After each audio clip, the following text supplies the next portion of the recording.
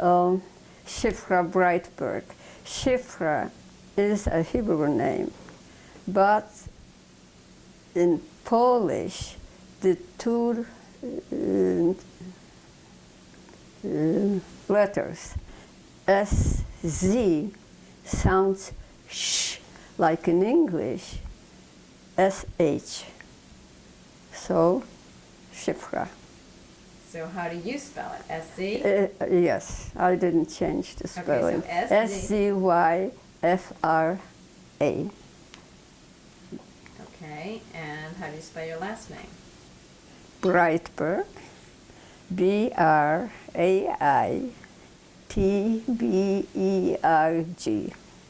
Okay, and Shifrah, when were you born?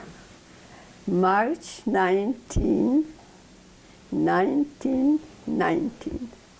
Wow, and you know what? I love the number 19.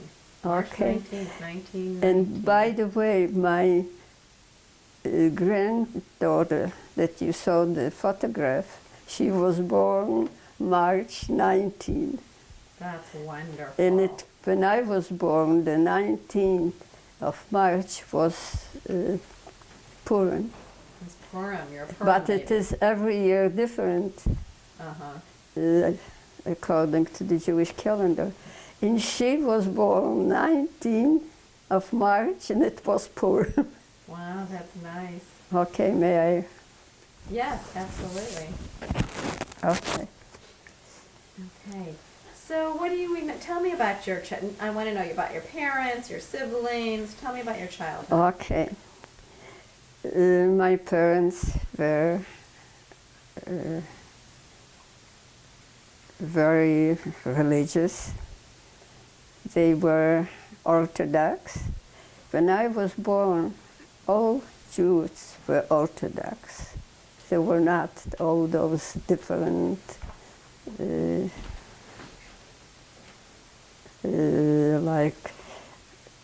Reformed, different, but everybody was Orthodox, or there were already young people who didn't believe, so they were not the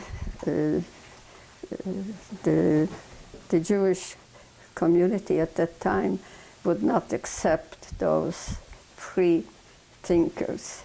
Sure. But there were some. But officially and practically, everybody was. But some people were more learned in the Torah and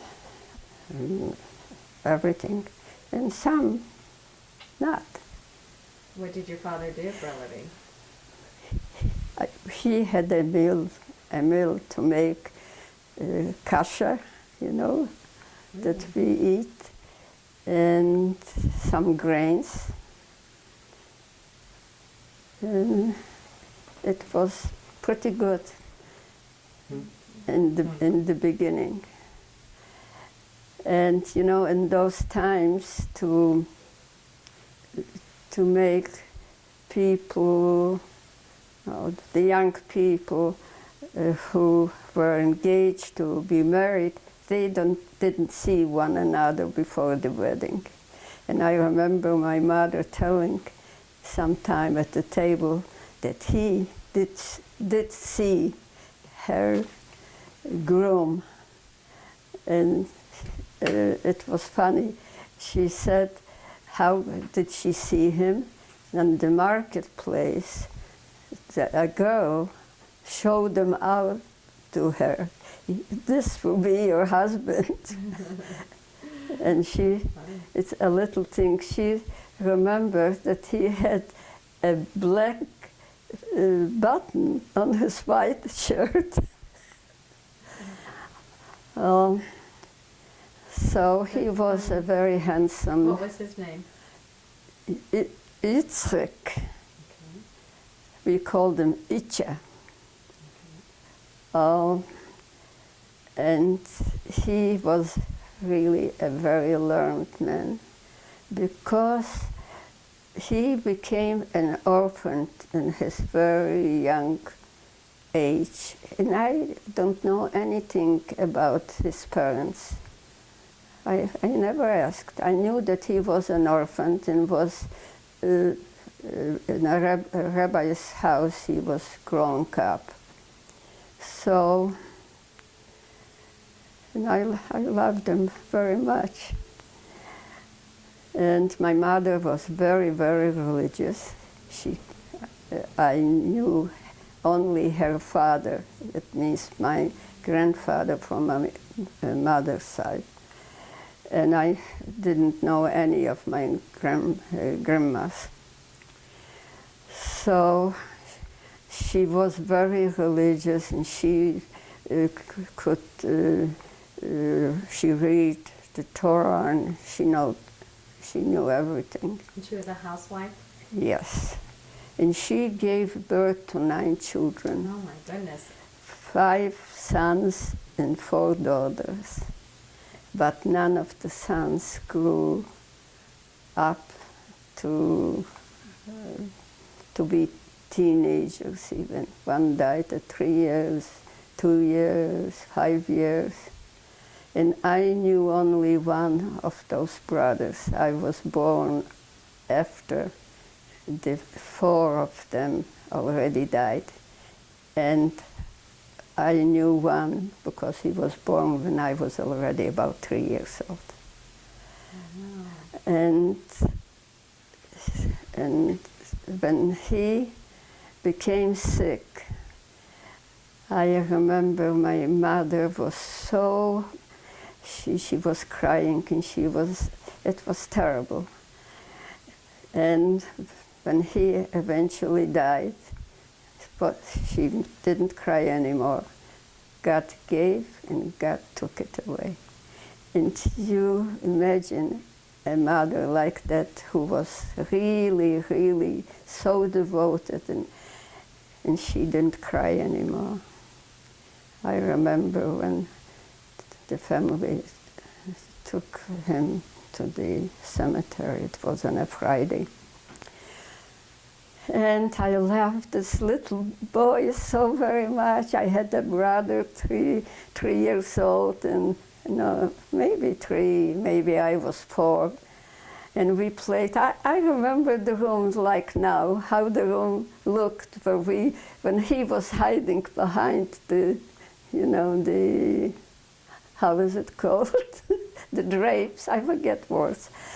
And then I pretended that I didn't see him. And then I did catch him. And that he was so happy when I found him. Oh, I cannot forget this little brother of mine.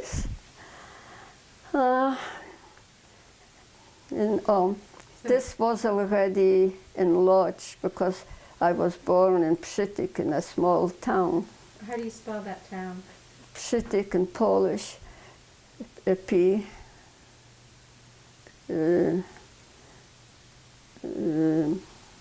Z, and S, T, Y, K, Przytyk. But when did you move to Lodz? Excuse me? When did you move to Lodz? When did you move? Oh, when we moved to Lodz when I was about 5 years old, and we moved to Lodz. And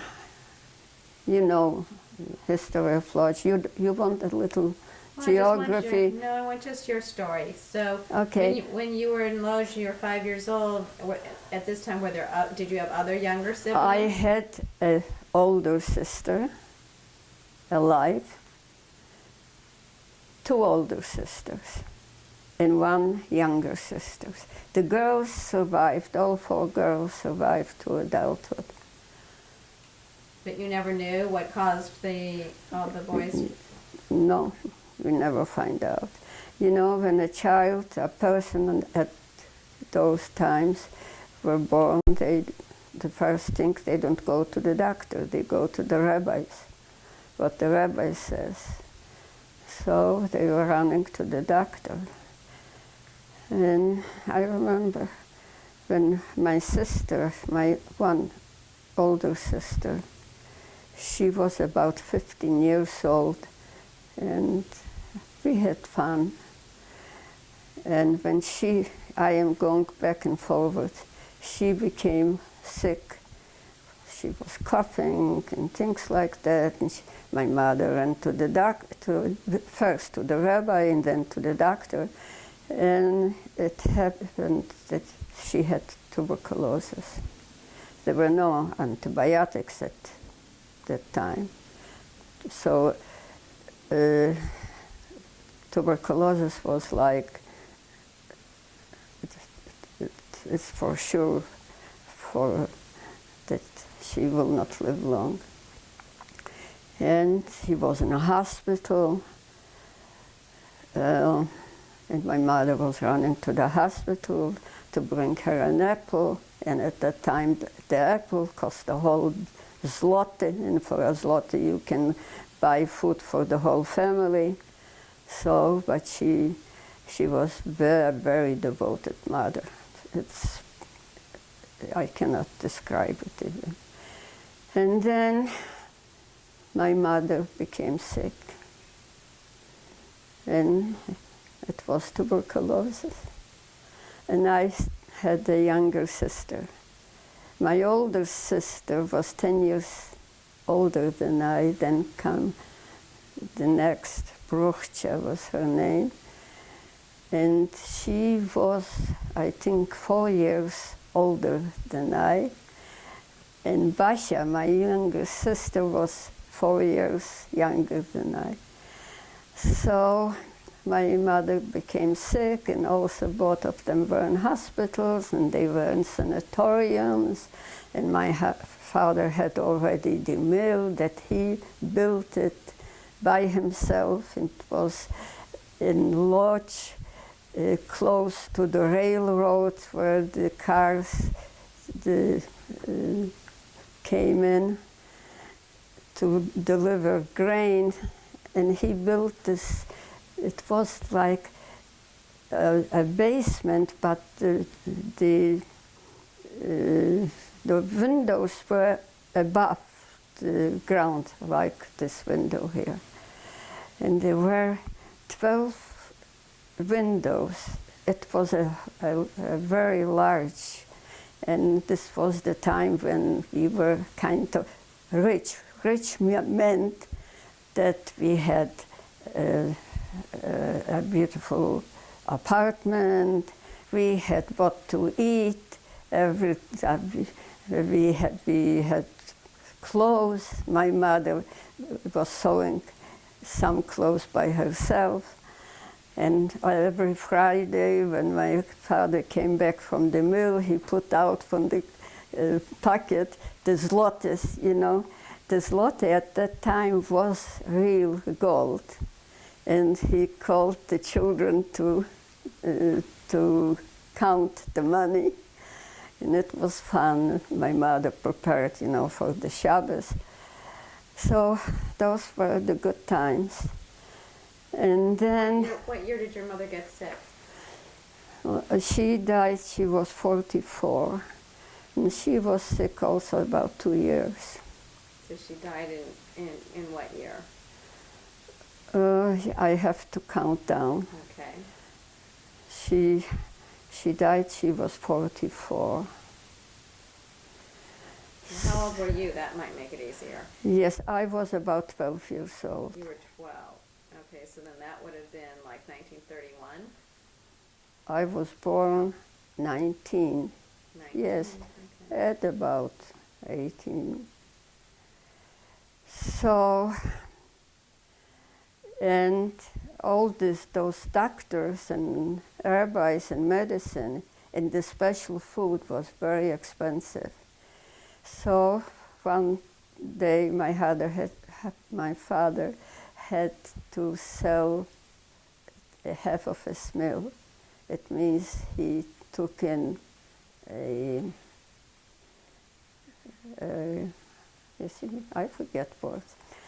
So economically, right away, it got very, very bad. It was half of the income that he had. But both of them were sick together, and they needed better food, and we couldn't afford everything. My father took in a third person, and really it was already bad. So what we could do is leave the city, because for the tuberculosis it's got to be on fresh air, out of town. And we moved there. And it was a house, it had 4 tenants. So we lived on the first floor, and my married sister, well, it's a whole story about my married sister. She already had a child, and my mother couldn't take the child, her first granddaughter, because of the tuberculosis. So she was seeing this baby through the window. You imagine how tragic it was. Sure. And so my sister had a husband, and he, by the way, he was a cousin also. And this baby, and they cooked upstairs. I was about 10, 11, 12, and my older sister, she was sick at that time, and she was in bed in the house. So my sister cooked upstairs, and some good food they needed to have fat, healthy food. It was very expensive. And I was bringing down from the second floor the food to my mother. But she didn't have an appetite, and she didn't eat, and it was so good, and I was always hungry because eventually the mill didn't belong anymore to us. My father was working, he was a worker in the mill. And I used, when I had to throw it away, when nobody was looking, I ate it. Sure. Some. So and one Saturday in the morning, my mother was at home near the window, and my sister was in the hospital. They constantly ran out, and there were no telephones.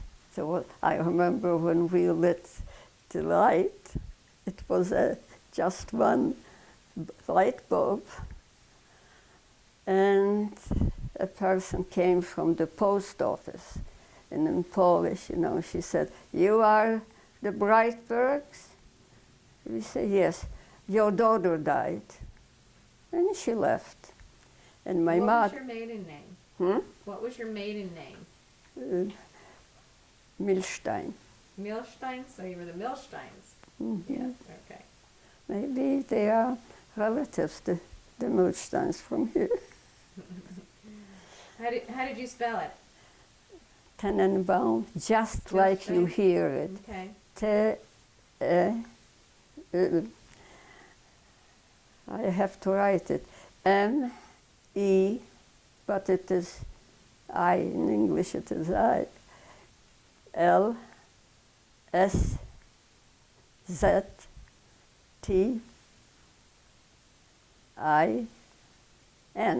Milstein. Okay. I will write it for it. It's fine. And my mother said that she heard that her bed was near the window. And she said, "I will see you in 2 months," like she spoke. And I don't know she died exactly in 2 months. And it was Friday, the last Friday, and she was in bed all the time. So we used to bring the candles to light to the bed. And that Friday, my sister came down, so to the bench and the candles, and we brought the candles to the bed, and my mother held it for her, and she started to say the brocha, and she couldn't do it anymore, and she showed with her head to take it away. So my father finished and put on the table. And it was Friday, and we ate a Shabbat meal. It was Basha, my younger sister, my father, and my sister from upstairs. Also, they didn't stay long because everybody was afraid to catch it. And she was a mother of a young child. And I felt, I don't know why, I was young, and I suddenly got scared that she is going to die. But after we ate up and we went to bed, I kind of was scared. But lately, she had near the bed like a stick, if she would need something to knock, so that she will get help from us. And suddenly, I heard the stick, and my father was, we slept all in one room, at that time, to have a room to sleep separately, in the kitchen separately. It was something. So, and I heard the stick, and I came to the bed, and I asked her what she wanted. And she said something I couldn't understand, so I started to ask. She had near the bed a piece of orange and lemon, and I asked her, do you want this or this? Everything, no. And my father heard already. So he got up and went and sent me to bed, and he was sitting. And I slept. But I was listening to hear whether my mother was still breathing, and I heard her breathe. But when I woke up in the morning, I saw my father was sitting at the bed, and what I heard is he was breathing. Mm-hmm. And she was already covered her face, and my father said, you don't have a mother anymore. That's tough for a 12-year-old. And I was, I think, 12 years. And it was Friday, Saturday, the Jewish the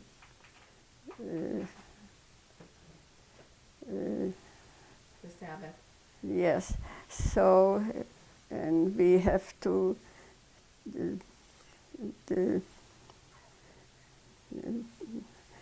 people who died had to be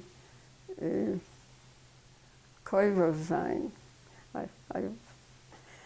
in the same day or next day. And here we lived out of the city, and it was Saturday. You cannot go. We had electric tramway, it was called. So I had to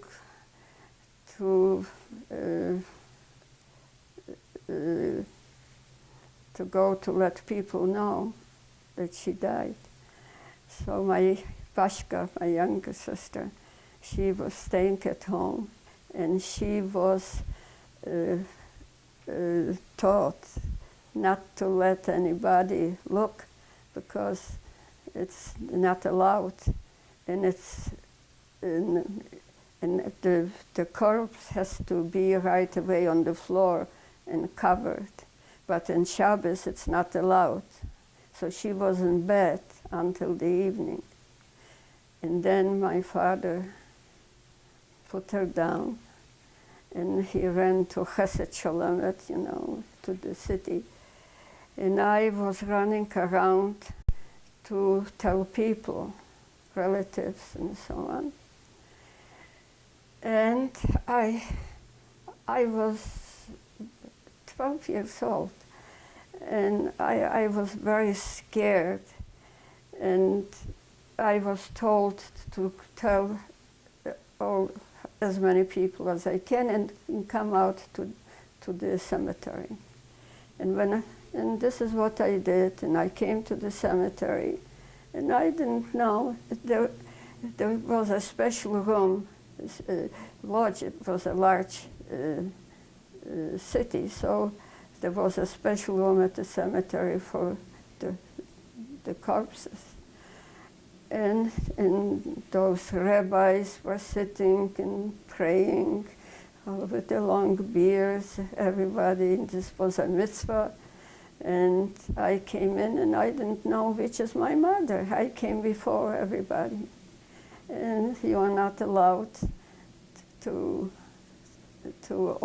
uncover, because I was afraid of all those people. And eventually I uncovered one, and this was my mother. And then everybody came, and it was the end of my mother.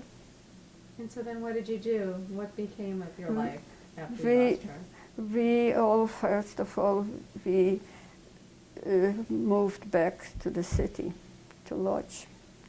And I was still going to school. And I was going with all this, to be poor, I was going to a private school.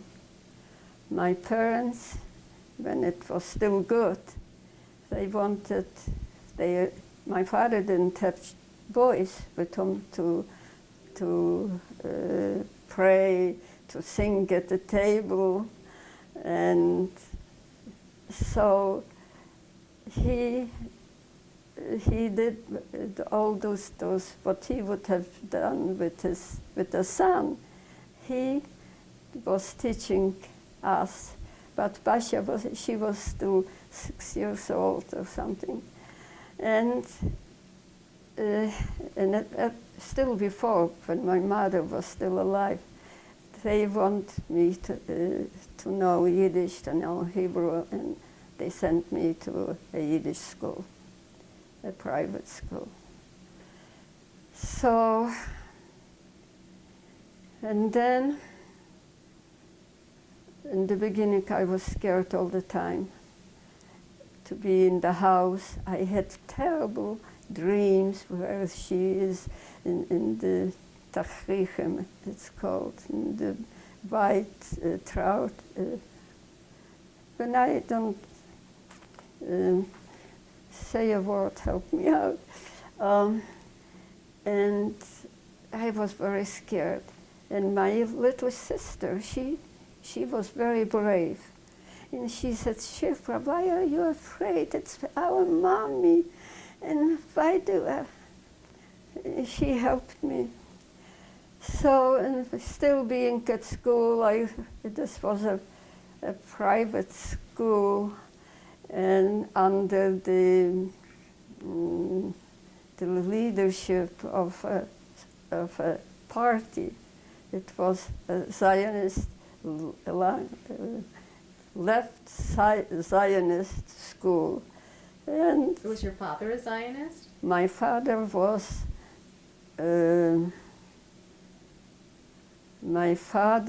a very, very learned person. And I was young, and he was in the shul, and he was reading. When we lived in Choina was called this place, when we moved from Lodz to. And he was reading the Yiddish paper, and we had all neighbors were Christians, and we lived in peace. Um, and they were good neighbors, and they couldn't read even Polish. They were like here would say blue color people. And we got every day the newspaper, and the neighbors, they didn't have no radio, it was nothing. Mm-hmm. They didn't know anything what was going on in the world. So they would come in and they wanted my father to read them the paper. Sure. But it was a Yiddish paper. And he just took the paper and he read the Yiddish and Polish. And so did it talk about things were changing? When were you Yes, aware that things were changing? and I would like to go back a little history. Poland before World War I was divided, or maybe I would say Poland was not free 120 years until World War I. Poland was broken up in previous fights. And so they were a big part of Poland had Germany, Russians, and other countries around. But the Poles were always unhappy that they don't have a country. They organized, there were a lot of parties, socialist parties and Zionist parties. When the war started, World War II, Poland, my city, Lodz, had 600,000 people. And it was 200,000 were Jews, 200 Poles, and 200 Germans, as like it would be specially divided. Mm-hmm. But this is what it was, because this were the countries that Poland was occupied. So,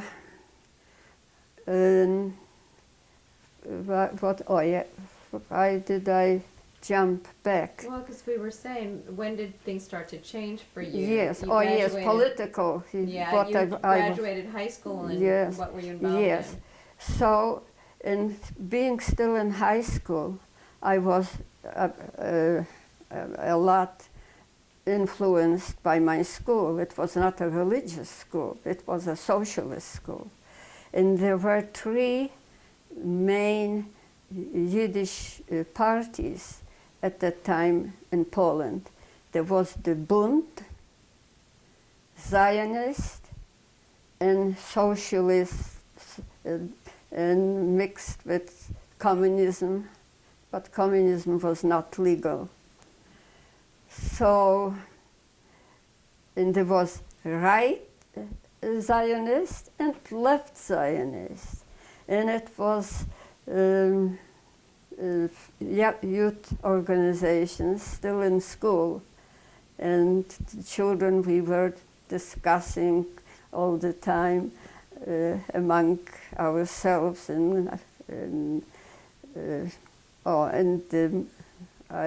what is important to know, that the main Polish party was ND, it means National Democrats, and this was an anti-Semitic party.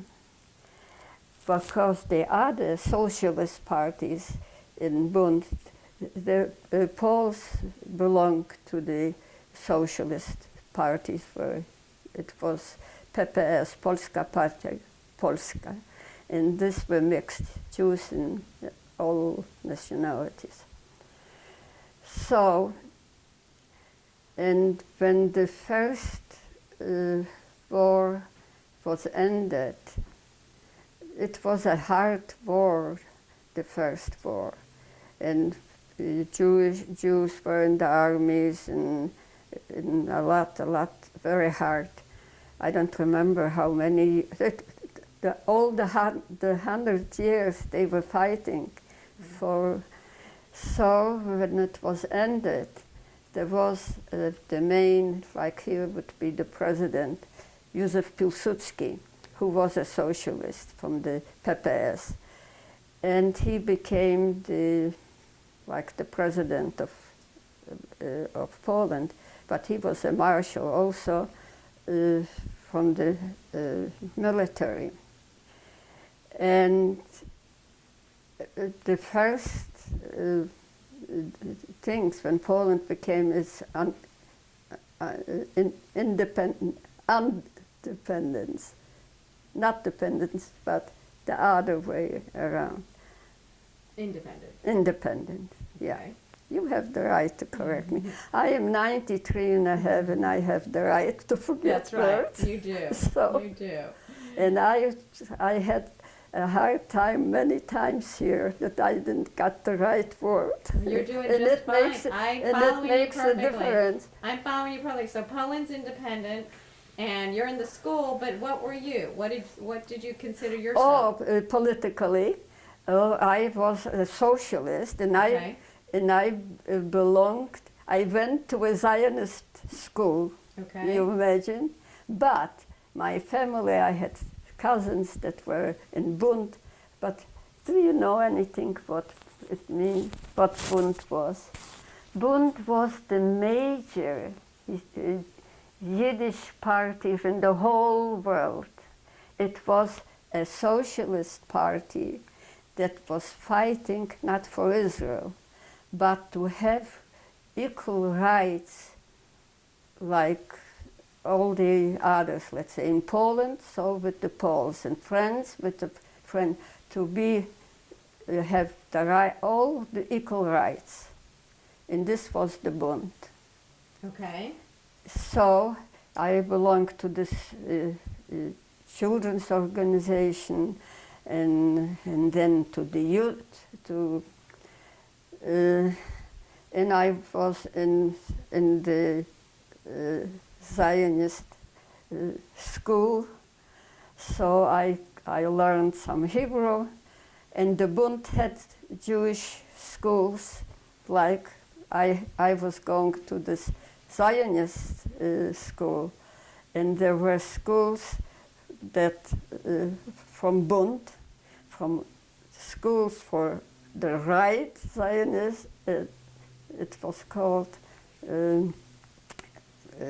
Zion, it's Zionist. And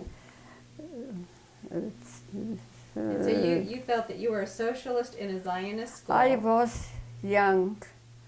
I felt close to Bund, not Okay. to the Zionism. Okay. When I finished that school, I was supporting the Socialist Bund. And were you very active in it? No, I was too young. Okay. But I went to meetings and so on. So I was politically active since I was a child. And my father had tzuras from me. You understand tzuras? Yes, it made him worry about you. Yeah. Because you caused him trouble because he was concerned. Yes, but I was closer to the pioneer. This was children from the Communist Party. Okay, I'm going to tell you some more, Okay, and you good. will not want to be friend with me. Yes, I will. Tell me. So, and my father, when he didn't have already the mill, he organized a little factory. He was very smart. He could to make sweaters. So when I graduated from school, I was working in this factory, and they were telling me how good I was working, very well. And and there was a demonstration. It was something in the street. And we, the young people, were also, and I was arrested. You were arrested. What year was this? I was 14 years old. Okay. Why do I So it was know? 1933? Yes, probably 33, 34. Do you want me to remember exactly? You're good. No, you're fine. Okay, you were arrested. Okay. Yes, and at that time they arrested me, and in the same time the police goes to the home to look whether there's communist literature or what, and you imagine it's enlarged, and they are all around Jewish people, all with this beards, and he was, you know, very highly looked at, and police came to look for communist literature. Sure. And I was arrested. There were several people arrested. Do they just keep you overnight, or? Do you have to know? We don't have to. Whatever you want to tell me. Yes, I tell you, I have it in the memoirs also. I was in prison 6 months. Oh my gosh, at 14 years old? Yeah. And you know, at that time, there was special prison for political arrestants, and it was kind of honorary to be a political.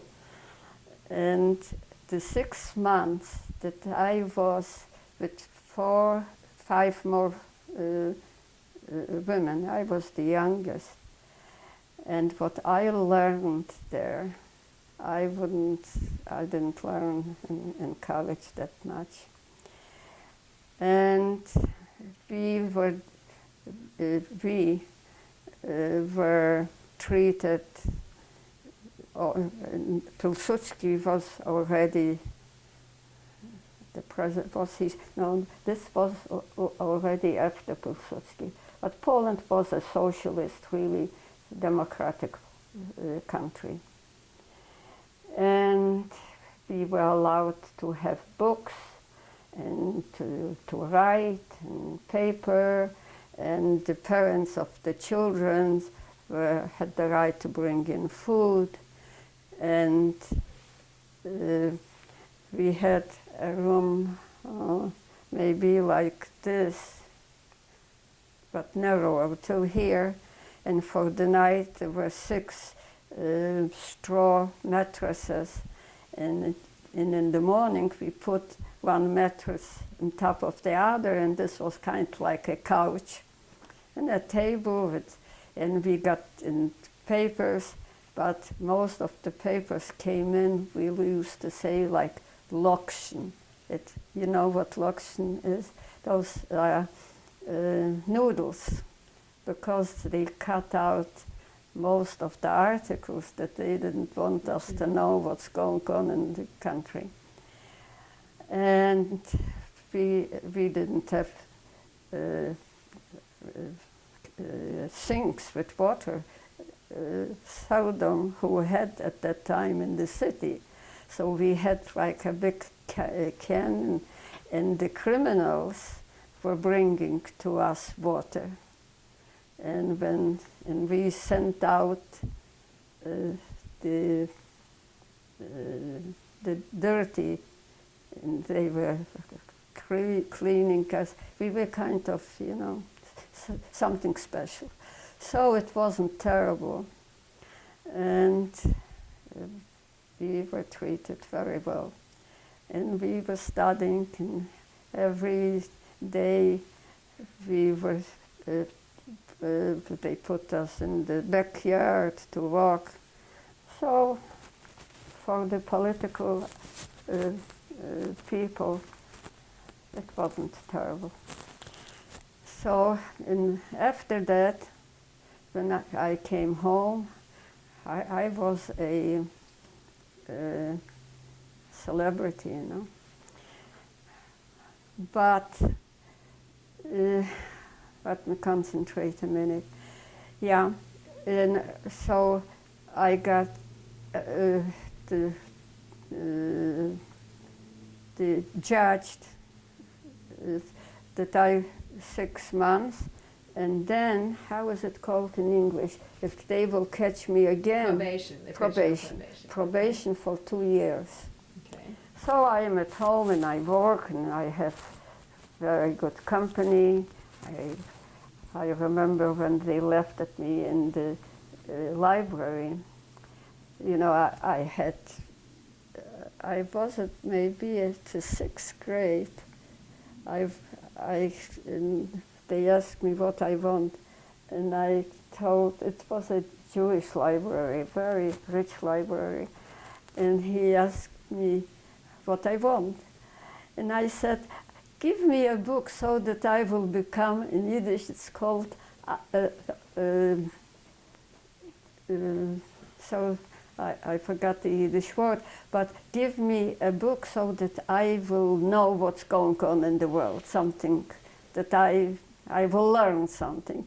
And I was in the 6th or something, in the library, were smiling. You had grown up a lot in those 6 months. And they were smiling at me that I didn't even know whose name to name and what book to, but I wanted him to give me a book that I will learn all this. So, what was after that? Oh, and then it existed at that time, and it still exists, anti-fascist committee. Okay. It exists, and from time to time, where it's not a meeting, it's 2, 3 people, 4 people, but you see, I forgot the word now to tell, so I must use 20 words to tell you what I want to tell. So, and there were delegates from all countries, from all of Europe, but I don't know whether they were from America also, maybe, I don't remember. And there were 150 people, and we had the meeting in one of the rooms from the unions. There were unions, you know. And in the middle of it, the police came in, and everybody was, you know, they took out to those big cars, everybody, one after the other, and some at the doors they could hit somebody for fun, and we all, the 150 people from all different countries, and were arrested. And at the 3rd day, we were all relieved with excuses. They accused us that it was communist, and we say anti-fascist. And there were scandals from France especially, because the people were citizens from all those countries, England, all. So, and I was afraid because I had this 2 years, you know. Sure. Oh, you just told me the name. Probation for yes, 2 the years. probation, but it wasn't count, and it was all the jail activities. So, and at this time, later already, you would have to come a few more times to tell you things. Not everything is in my memoirs. When I wrote my memoirs, I wanted to do very fast. And what did I want to tell you? I forgot. So you were arrested for the 3 days, and Yeah. then when they let you out, what happened? Yes. Well, I came home, I was with my sister and my father lived together with my older sister. We were all together. And in Russia at that time, in the Soviet Union, former Soviet Union, Stalin was doing his things, and then he decided that the Polish Communist Party, I was never a communist. I wasn't old enough, you know. Right, sure. But I did sympathize, and I learned Karl Marx, and I knew who Lenin was, who Stalin was, and I studied political economy. And now, when we have our problem, and there are a lot of things Yes, that if they would use it, How, when you studied political, how was that? it was in jail, Okay, 14 years. okay. So now that you're living back with your family, Yes, and by this time, yes, and it come, and Stalin dissolved the Polish Communist Party, that they are all traitors and things like that, and the whole organization was left loose, and he arrested all the leaders, not only in Poland but all of Europe, if you would know the history, and killed out a lot of Poland.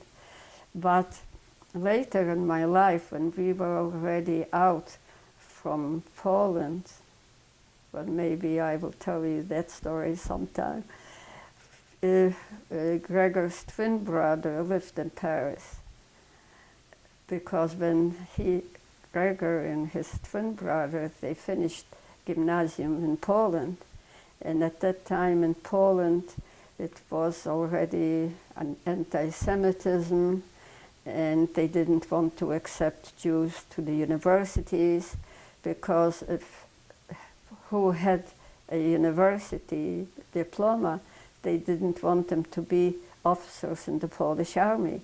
So, not to have less problem, so they just don't accept the Jews to study.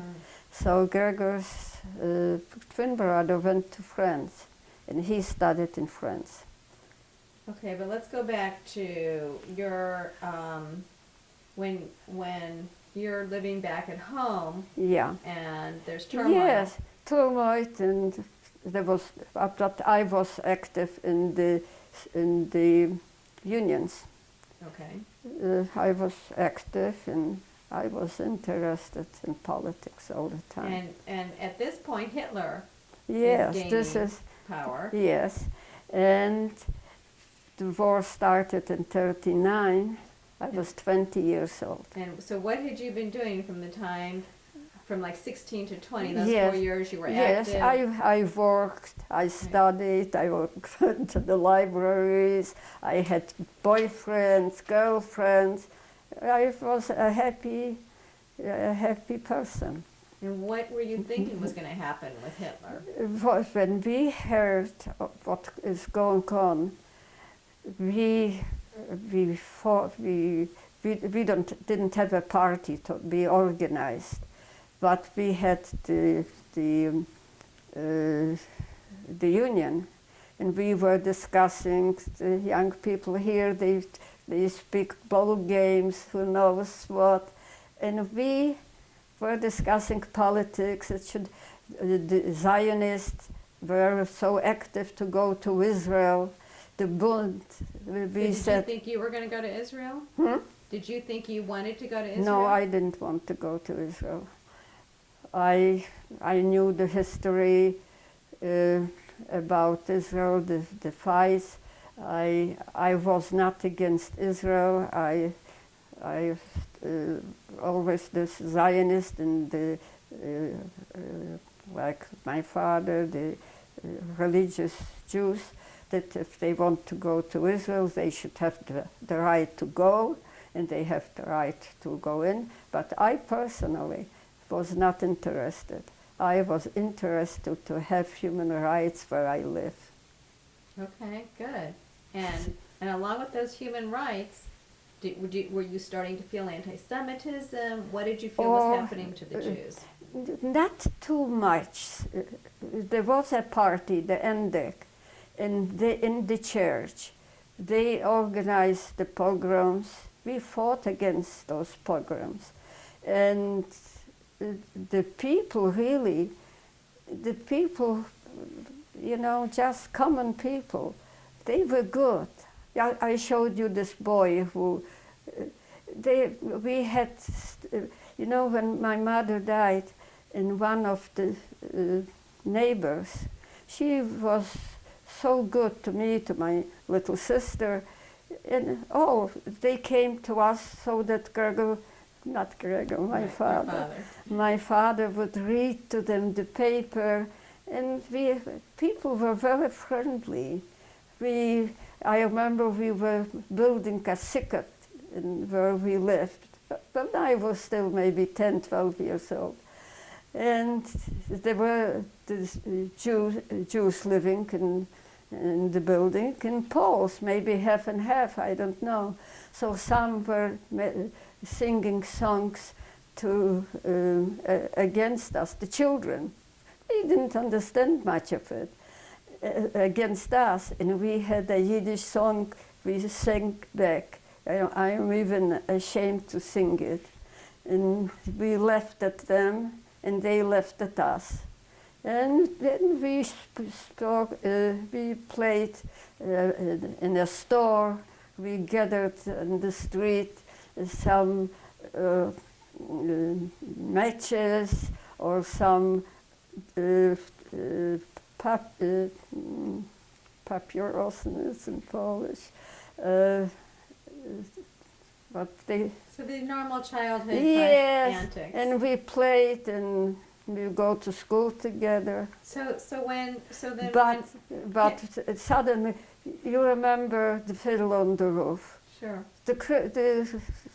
They live all together, but then came this policeman that he had to organize a pogrom. The anti-Semitism was organized. And for example, the churches. I will go still to a loose thing. You know that 1,200 years ago, when our kings lost Judea, and we didn't have any more a country in Israel. Sure. But so most of the people left, but Jews lived there all the time. There was not a time when Jews didn't live in Israel. So when Hitler came in 1939, September, where were you? What were you doing? Okay, the entrance of Hitler. We knew what's going on, but we didn't believe it.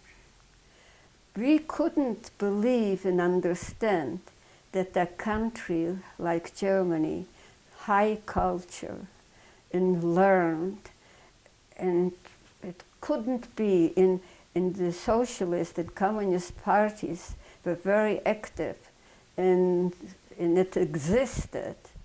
And fascist parties were just few, and we couldn't believe it. And so we heard about where they broke the glass. Kristallnacht. Kristallnacht. Yeah. And well, we had sometimes in Poland also the so you had have warnings of things happening. Yes. So then suddenly we hear on the radio that Hitler attacked Poland, and he already took this city, and that city. And it was unbelievable. Unbelievable. And he is already marching toward Poland on the third day, toward Lodz. And we were all, we went, before Hitler came in those 3 days, it was terrible. Already the anti-Semites were organized, and they already started with the Jews. And here, when they said that Hitler, the army, SS army, is coming to Lodz, and like we lived in the main, off the main street in Lodz, that Lodz is known that the streets were going north and south and east and west. So you cannot get lost. And we went on to the main street, and there are already a lot of people, and mostly Germans. There were 200,000 Germans in Lodz. And those Lodz, everybody was standing, and here I was just, you know, and the first I wanted to see. They came in,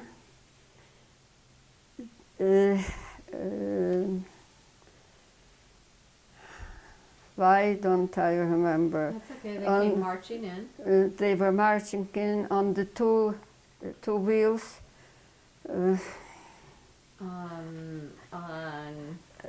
Not on cars, but the 2 wheels. Oh, motorcycles. Motorcycles. Okay. You see? Sure. On the motorcycles. And one far away from the other, they took up the whole street, and slowly. And so, and the Germans already started from Lodz, started to throw on them flowers and Heil Hitler, and maybe the Polacks also. And after the motorcycles came and marched the army, you know how they were marching and looking so healthy, so proud, and marched, and the people just were waiting for them to embrace them. And then came the tanks, and this was the front, the first, and they were marching, and after the tanks we went home, and it was already, the Polacks, everybody was already against the Jews. And the next day they came the SS, and they start there. My father, I have about that in my memoirs. It's described pretty. So You could tell me what happened. They came and got your father? my father and all of my family perished, and I was the only one that, because they planned to leave also. But how long am I speaking over? As long as you want. Do you want to take a break? Or you want to keep going? We're going to keep going, so unless you want to take a short break. Maybe I will try the episode. It's not connected, but the episode. We saw what the Germans were doing already in Lodz. The people, when I left Lodz, there were not yet those yellow or on The yellow stars? No, it was there was no ghetto yet. Okay. When I left with some friends. Had they picked up your father before before you left? Yes, this is why I left. Okay. And my father was coming, I could, let's say, in the street, and from the corner over there, I could see him coming toward the house where we lived. And an SS person but they was running after him. And he had, how is it called, that they beat up Like a people. billy club type thing. Like a club? No, it was like a stick, and there they were from leather Yes, like a strap. strips. And he was holding it, and my father was running toward me, and the SS did catch him, and he caught him, and was beating him up, and caught him by his beard, and my father had his cheek was bleeding, and he was laughing. The SS went away, and my father came to the house. I saw this, and I said, "It's it. I will not be here. I have to do something." And we organized a group. We were about 5 or 6 people, girls, boys. And we decided to leave. And I didn't see my father anymore. And our aim was to cross the border and to get into the Soviet Union. We didn't imagine that the Germans will so fast take the whole Poland almost. And we were preparing some food and clothes. So it was my father left, my sister, the older sister, her husband and the children, and my younger sister, who was 4 years younger than I was. Basha. She was so beautiful. You wouldn't believe. I saw people, you know.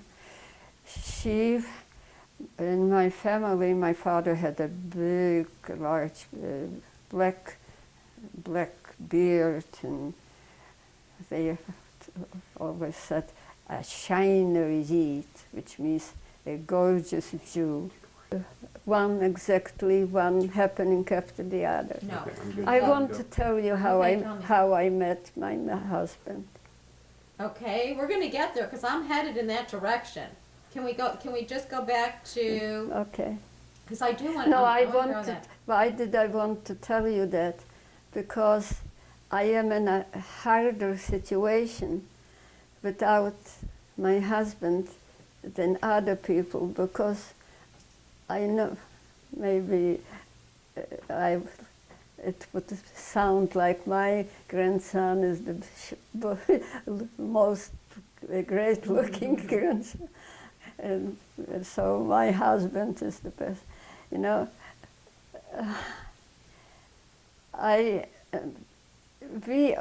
you don't know what we were doing the last 30 years. Oh. Well, The last 30 years, every Sunday, we never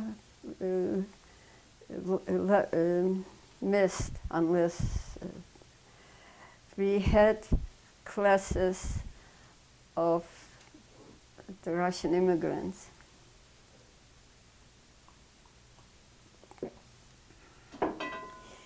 We taught them how, first of all, to speak, how to live here. We helped them with jobs.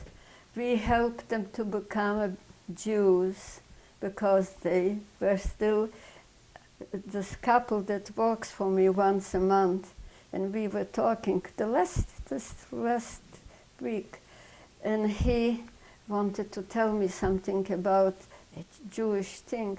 And he said, and you know, and he was still afraid to speak loudly Yiddish, sure. to say that he is a Jew. Yeah. He doesn't speak Yiddish, but it was about Yiddish. Sure. and they were born there, and they came already, they were 50, 60 years, 30 years old. And to be To be able to say out loud, Yiddish. and they were so scared, Yeah. and to change the communist system. In fact, there wasn't communist there wasn't even socialist.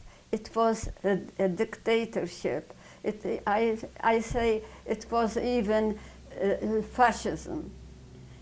And for me to get all this,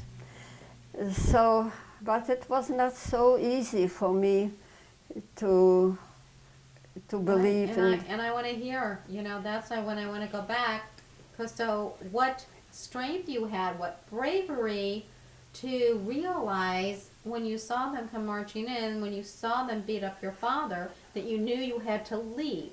So you And had this leaving Tell me about took 2 months or more, and this is a very hard time in my life, and I would like not to speak about it. that. Okay, no. sweetie, you don't have to. So I have to relax. But I will just tell you about my husband and what we were doing. How did you meet your husband? So I wanted to tell you, Okay. This is easy. But and you will be surprised. After all, I went to the medical school in Stalingrad. And only what I didn't have is a diploma. But I studied, I graduated. And I still didn't hear from my parents and from my family. And I was a student. But before that, in the collective farms, I have so much to tell you. And I was a student, but I never did one thing at a time. And they made me eventually the commandant Učebного korpusa. It means the commandant over the whole medical school and all the things, and being a student at the same time.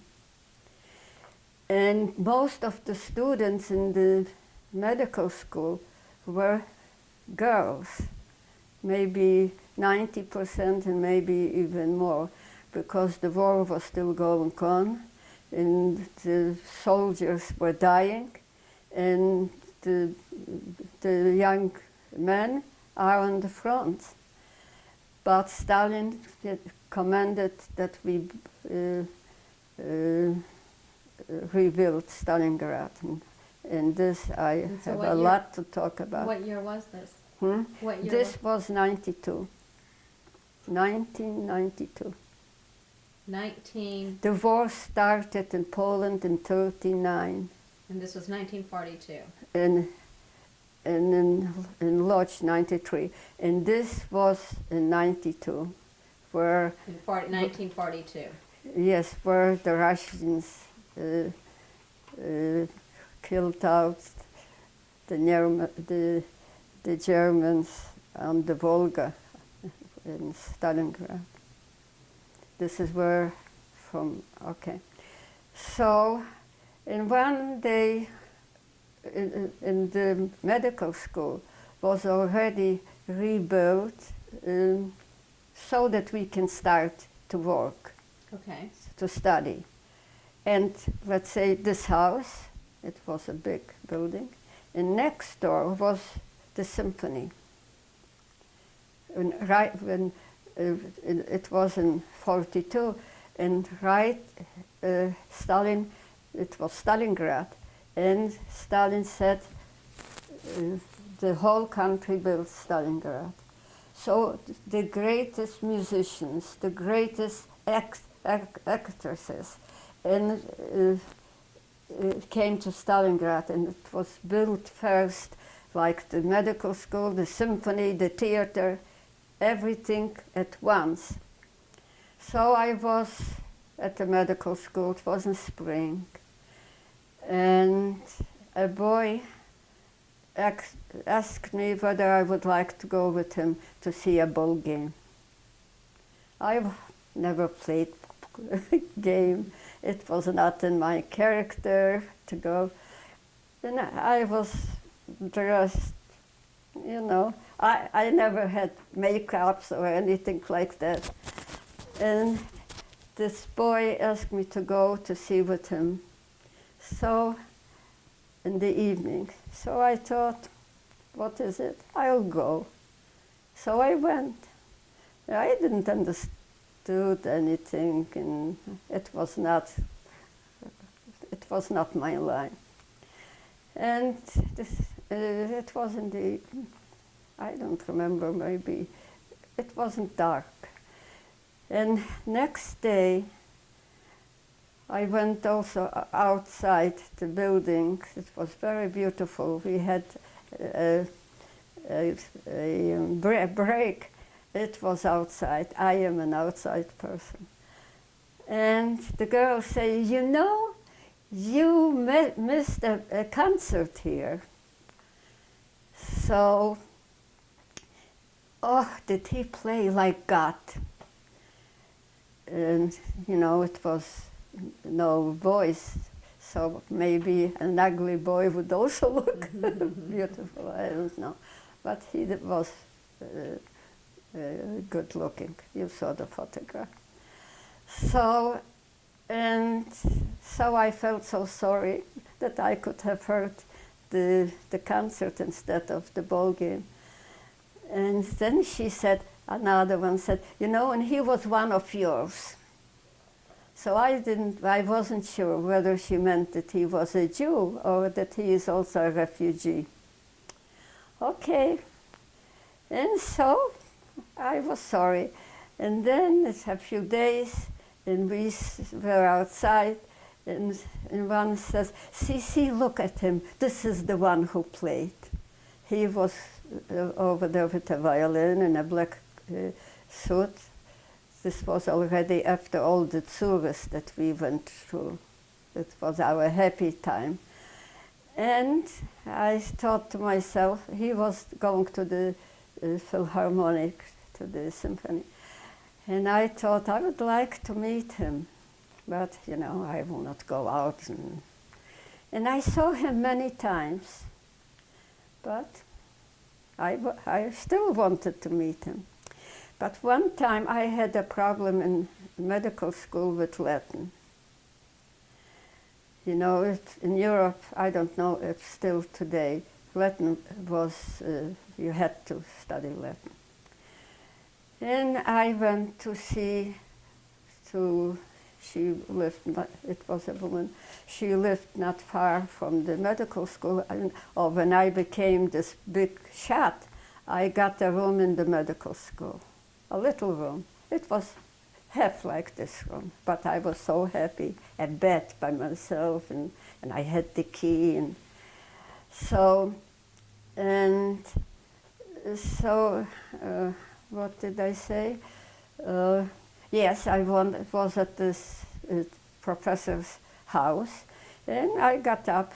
I wanted already to leave. You know, I didn't have much time studying and working. The door opens, and who comes in? He, with the English professor. I don't know. Then I didn't go. I stopped where I was toward the door. Instead, I sat down. And they were speaking. They wanted him to teach Latin. He was very good in Latin. And he didn't want to take it, but he already was teaching English and what else? I don't remember what. And he didn't have much time. Oh, and he was playing and he was teaching in English in factory where they came things from the United States it was a chemical factory, and how is it in English? I forgot. All machines and all things, and it was on the blueprints was written in English, and Gregor was translating it into Russian, so that the Russian engineers could read and do the work. So he was very busy, and he didn't want. So they got them to make him teach Latin in the medical school, but he didn't take it. So I was standing, maybe, I didn't know what to do, you know. I was thinking about meeting him a long time. And, you know, boys were not on every corner to find.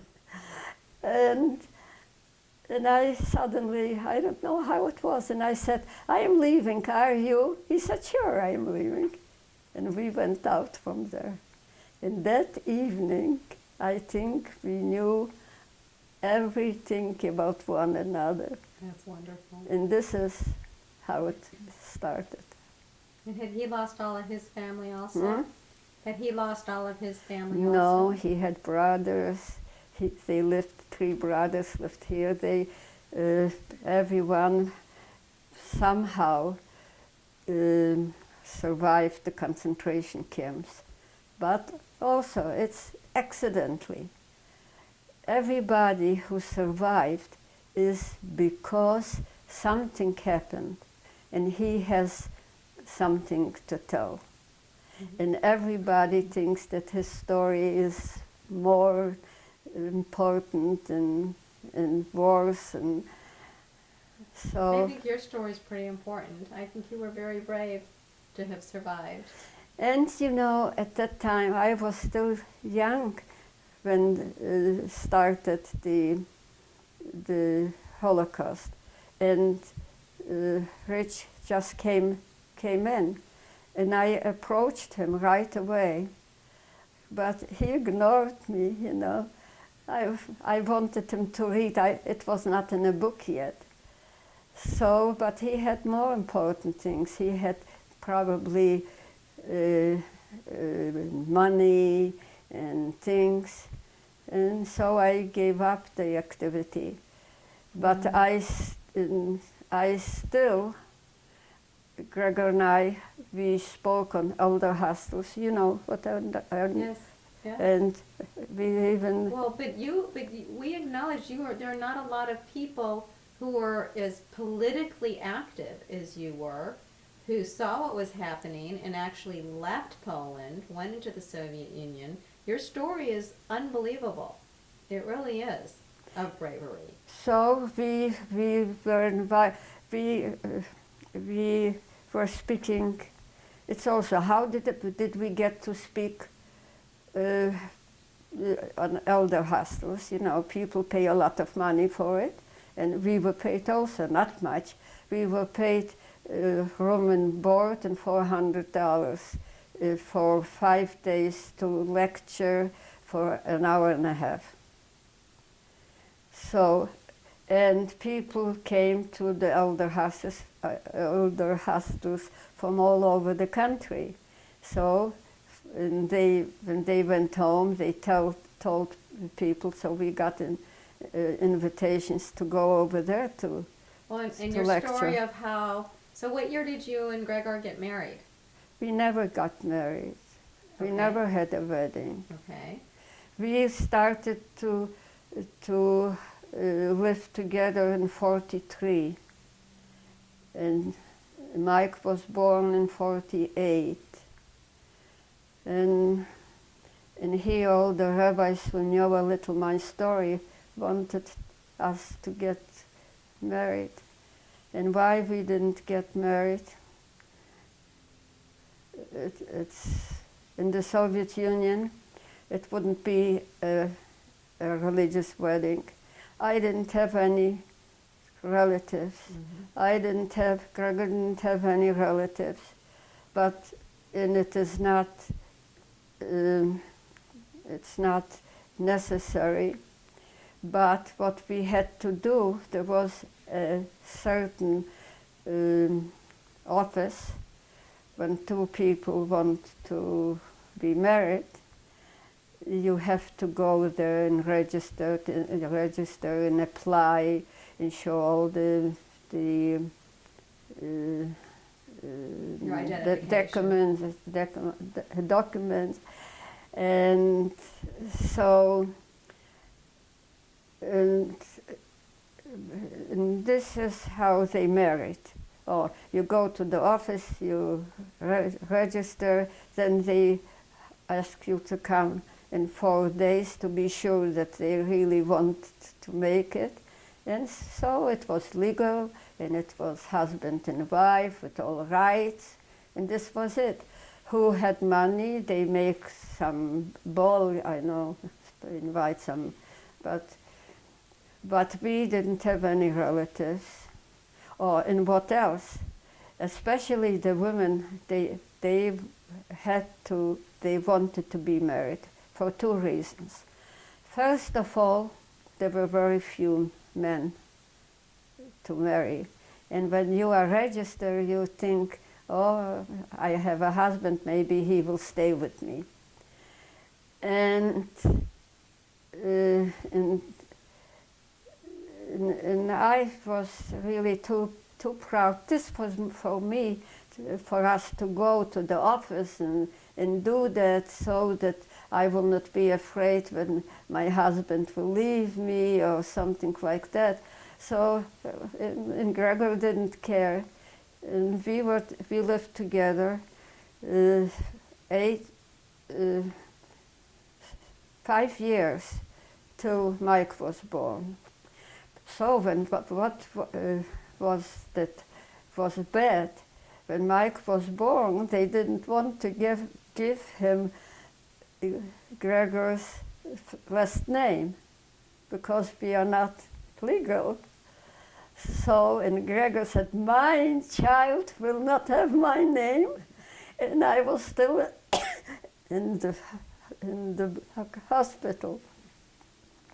He already told me we are going to go to, so as soon as I came out from the hospital, we went and we did all these formalities. And she said, come back in 3 days, because he said, we live already 5 years and I have to come. We had to come back in 3 days. So, and we had a few friends, but we wouldn't have, it was a bad year in the Soviet Union. There were carts for food and things like that. And there were some Jews that came from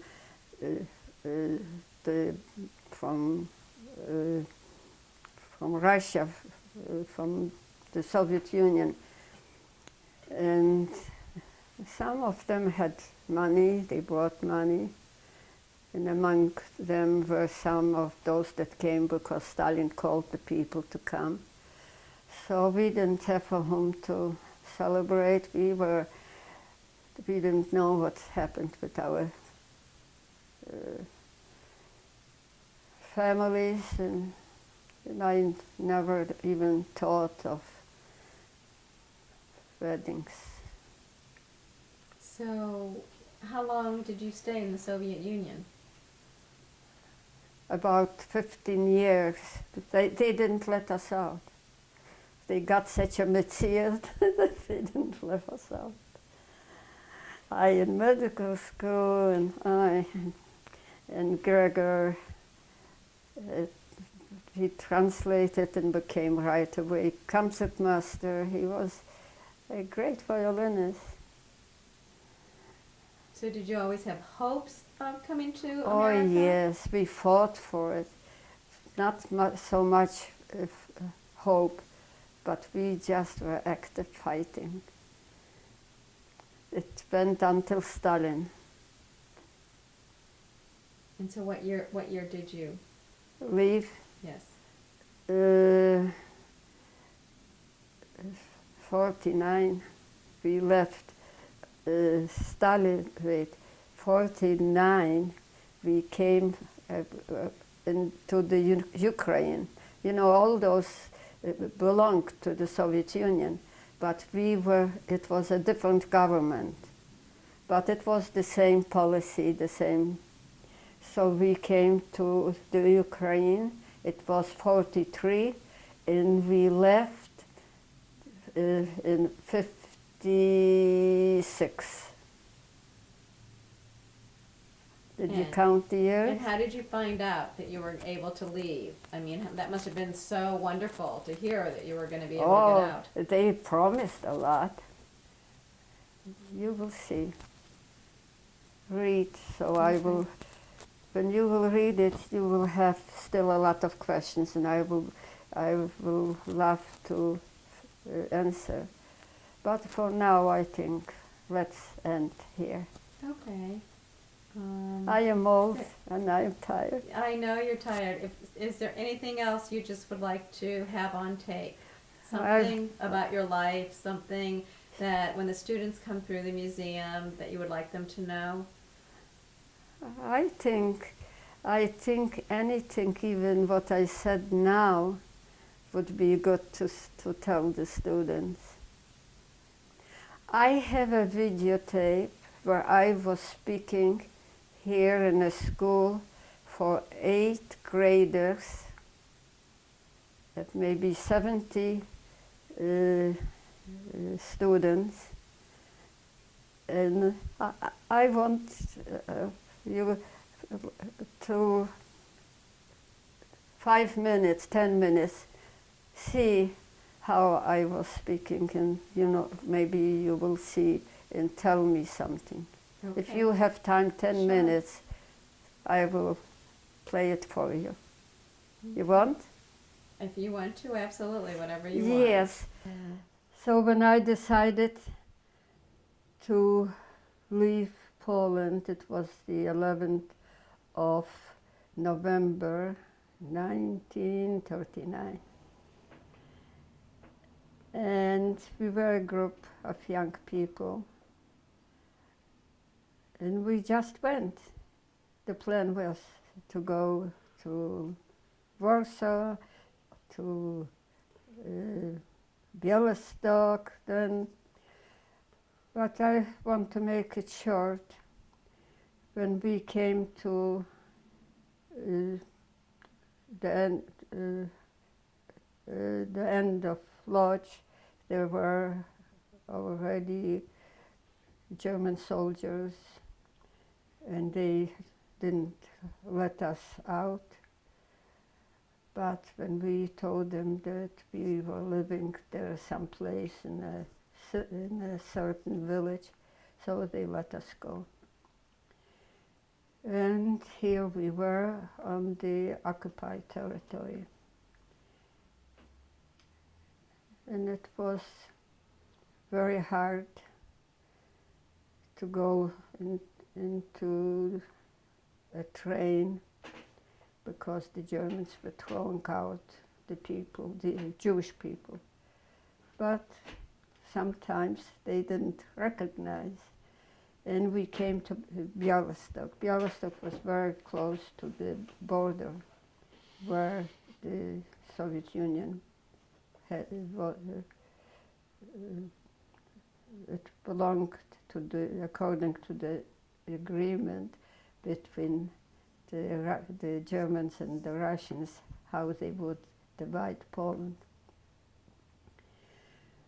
So, and at the end we came to a village just to the border. And the border was the river Bug. It was like a natural border. So we had to go and to go from the Bug to the other side. And the Bug is a river, and we needed to have a boat. And we met the people who lived there, and they made a business out of it. they took you over the river, and they were not responsible anymore. So, and after the river was a big piece of land that it was between the Germans and the Russians, that it didn't belong to anyone. It has a name, such a place. I forgot the name. I made a note. That's okay. So we were already out from the Germans, and now we have to go to the Russians. So I said, we already went with a boat to the other side. I am not telling many details, but I want just to say, make it kind of quickly. So the part that didn't belong to anyone, it was a long, like nobody's land, and we had to cross the nobody's land, and it would be the Soviet Union. But the Soviet Union didn't want us to come. They didn't want to let in to the country. And what kind of papers did you have? Did all of you, there were 5 or 6 of you? But there were hundreds of people already on this nobody's land. Oh, okay. And there was the border, and the Soviet army was standing ready to shoot and not to let in. So, and we were young people. There were a lot from different parties that existed, war or no war. We were singing songs and singing revolutionary songs that the Soviet Union would like it to be. There were a lot socialists and communists, and they were all like one near the other, the border, a live border, and they didn't let in. So sometimes we would push, and they would push back, but we were at this place several days, and we didn't have already nothing to eat. What we had, it was gone already, and it was raining, and there was no place even to lie down to sleep, and we were very tired. And I remember one night we were standing back to back, just and sleep like that. We're leaning on each other. Yes. And still, I was never thinking about that I might die, that didn't come to my mind at all, only the difficulties. But one day, there were people, one on top of the other, and we just broke the soldiers' line, and they probably were told not to shoot. And we just were running, and after there were a lot of people, so we were running until there were not left too many, so they closed it again. And we were on the side of the Soviet Union. This is the beginning. And people were running here and there, and so did we. We were a group of 4 people that we left together. one was a couple. And the Russians, they gathered us together, and they put us, how are those places called? I think those were for the soldiers. Like a barracks? Yes, help me out. You know, I'm getting cold. Very good. Getting cold. I'm old. I forget the words. You're and doing it's- fine. And this is why it's so hard It's for good. me. It's important to get this information now. Yeah. So they put us all in some of those, how did you say it? Barracks? Yes. And they put out straw on the floor, and we were there. And so we were a night over there, and then the people said, we will go out and see what it is. And they didn't, the Soviet Union didn't exactly want to catch Jews and punish them. We still believe that the Soviet Union is the best thing that we can get. So some people went out and were looking for a job to have something. So, and then especially the boys, and they came back with a few rubles and brought a bread. Or in the room that we were maybe 20 people or 25, and everybody who was lucky to find a little job. So it was food to eat. And in the evening, it was already cold, because as I told you, we left the 11th of November. And why is this important that it was the 11th of November? It was the greatest national holiday for Poland. It was Kościuszko, he was fighting for Poland while Poland was occupied by Germany and Russian and other countries, because as you know from history that Poland was occupied 120 years.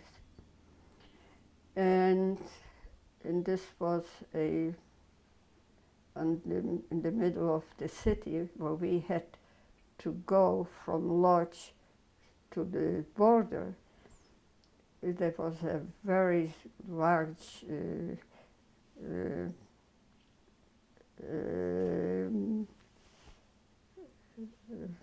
why don't you help me out?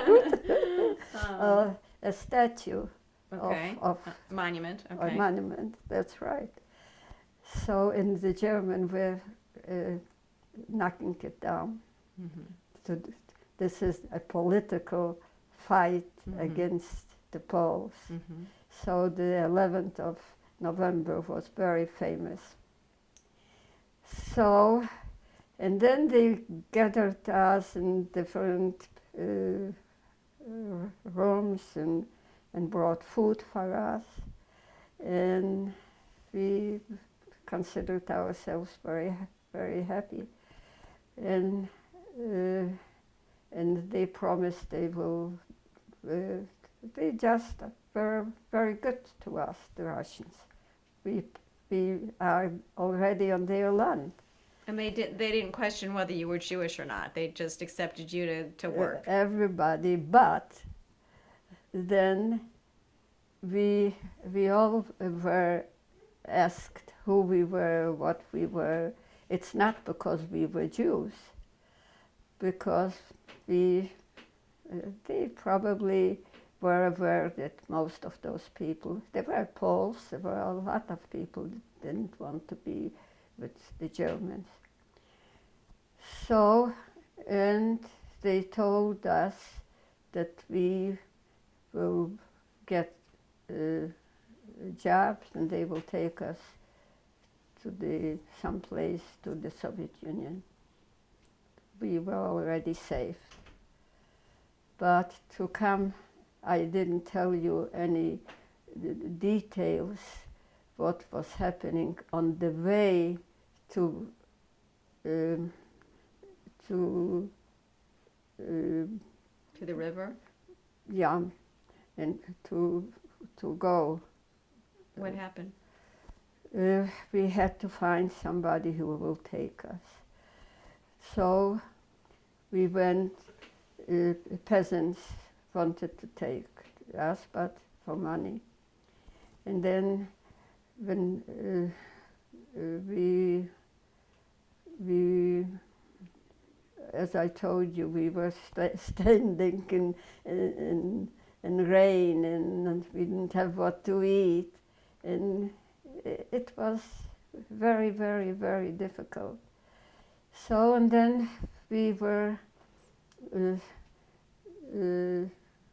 we got jobs, little jobs, and then they offered all the people that we will be allowed to go to deeper into the country and we will get jobs. And this was already, I think, so far, the happiest thing that happened to us. And they put us, how long were we there? They put us in the trains and those, for animals, how are they called? The cattle cars? Cattle cars. And it was a long one. And in every car there was a Soviet person that started right away to teach us Russian, the Constitution, and this took a long time. They decided to send us to the Urals, Magnitogorsk, and we were, they had contracts for us to sign. Everybody was separately asked where you are from and everything about the person. And so, and to get till Magnitogorsk, I don't remember, I think we were probably 2 weeks in those cattle cars. And he was called, this person that was with us, it was a Soviet personnel. And we wrote contract that they will keep us over there 1 year, and if we will be working in building. Our group was told that we, not just our group, but the whole car, there were a lot of people. All the people there. Yes, that we will be building buildings, and after 1 year we will, if we will be okay, we will work honestly and so on. Okay. We will get where to live, and we will work, we will be paid, and we will be free after 1 year. And so this was the year that we were in Magnitogorsk, and they gave us warm clothes. And let's say a room like from here till over there were maybe 20, maybe between 20 and 30 people. And it was, there were those little beds. Like cot beds? Yes, and a pillow and clean. Mm-hmm. And What kind of work did you do? Hmm? What kind of work did you do? Oh, I loved my work. I Okay. still was very, you know, positively about the Soviet Union, and I thought that everything will be good. And you know, they talked to us about the Soviet Union, what it is all about, and if after the war we will have this and that, and we have so much hope. So, where So what was the work? Hmm? What work was it that you were doing? What work? I was the first few weeks we worked in the when we came to Magnitogorsk, we were put into a large building, and they called it the it was to be a laboratory, a chemical laboratory. So it was the roof and the sides, the building was not finished. So we were finishing the inside of the building, and we into not only the inside but some outside also. So we were putting, they showed us how bricks, You were a builder. yes, a builder, we had to, and then to finish up place so that we will have comfortable and a large kitchen. The kitchen was maybe like this whole place, and you maybe 5, 6 people could cook at the stove at the same time. And we got food that we were not hungry, but we have so much hope that when the war will end, we will have this and that, and you will go to school and you will learn. And so we were really very happy to be there. But we had to work that year. And then when spring came, and we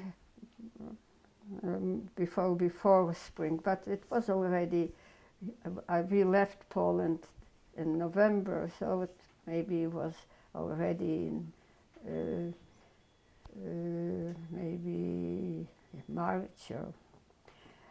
So we started to work outside. Oh, did I love it. We were carrying, you know, the bricks. How is this called? For 2 people, one in the front and one in the back. It was something that you put in, and it was, they had wheels, and some did not, and we just carried. A wheelbarrow. Yeah. So we carried the bricks, and then we mixed the things to put one brick to the other, and we had people who were teaching us what to do. But what I liked is the outside. I was so happy to work outside. And I was 20 years old when the war started. Good. So you were happy for a year. So it was good for a year. What Yeah. happened? What happened after that year? After that year, the people started to apply to go back. We were telling them where we came from, not from Poland, but it had to be from the already Soviet territory, where we want to go. And a lot of people were just getting there. And then they made it very difficult to leave. And they said, oh, that we lived in some got already barracks for themselves. And this was a place, Magnitogorsk. I think I described some place. All the people who lived there were sent over there because they considered them to be enemies of the Soviet Union. Those were foreign rich people, and call them kulaks, and people who had a lot of land. Poland was an agrarian country, and so those were the people who were building the laboratories. The city, Magnitogorsk. And when we came there, they were already there for years. So, and when I applied that I wanted to go back, and my friends were already gone to Kharkov, where we were taken from. So it was difficult, but at the end we were allowed to go. Okay. So where to go? To Kharkov, because they took us. I skipped to hear something. Well, you can go back. So where did you go? Yes. So when they took us to go to Magnitogorsk, people were in some other cities, and we were just one girl and I. We were very close, and they went to, when they were free to go, they went to Kharkov. Kharkov belonged to the Ukraine, but everything, the Ukraine and White Russia, and it belonged all to the Soviet Union. So they allowed us to go to Kharkov, and we left Magnitogorsk. Kharkov is a regular city. Okay. In the war, and it was regular. And my friends. You were still with the same 4 people that you had escaped yes. with? Okay. And we went to work. I went to work to a factory to make sweaters. And it was till 41. 41, suddenly, the radio on the streets told us that it was Litvinov, that Germany attacked Russia, and that so many cities are already taken, and we are in a war. And here started this second part of the tragedy. Okay, and where'd you have to go then? So I worked at this factory, and I don't know, wherever I worked over there, I would say I started to work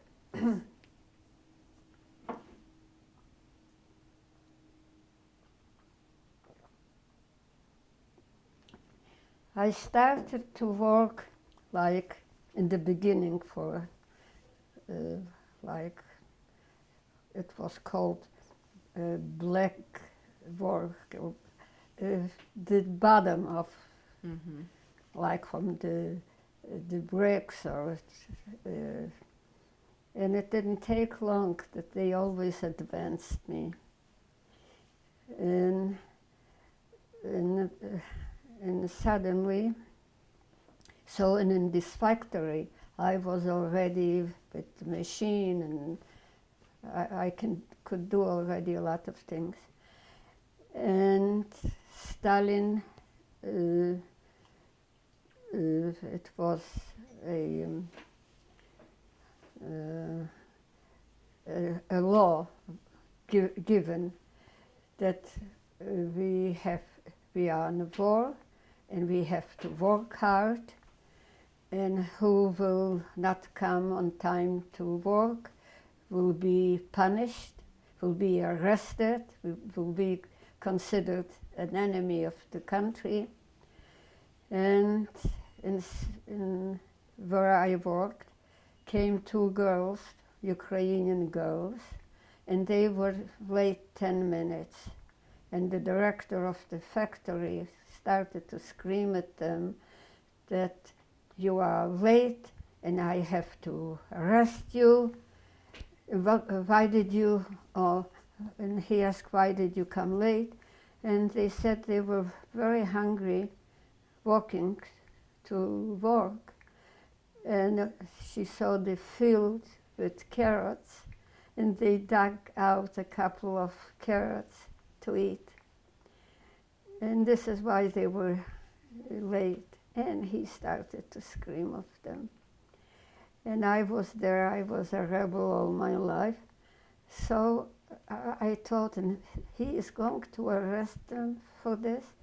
So I told him, why, they were hungry, they needed to eat. If your daughters would be on their place, you would punish them too? And what happened to those girls? I didn't see them anymore. Mm-hmm. I think they arrested them, and they needed most workers in the Urals where it's cold, where it's Sure.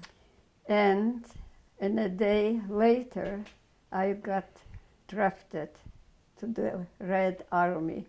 Okay. Because he complained about me. Sure. So I was drafted, and I was sent to the border to dig trenches. How is it called? Yeah, trenches. Into the, Yeah, and that's it. And what about your friends? You were separated from them at this point? At this point, I was alone. Okay, so you're all alone. All alone, and I got boots, I was drafted. You're a in soldier. the army, right? So you're a soldier now. Yeah. Okay. So, and they told us that we are going to the city, and I made some notes of the name of the city. Okay. And together with me was a whole group, maybe 400 people, soldiers and people like I. And we didn't get to the place, it was till the Ukrainian borders, that the Germans put out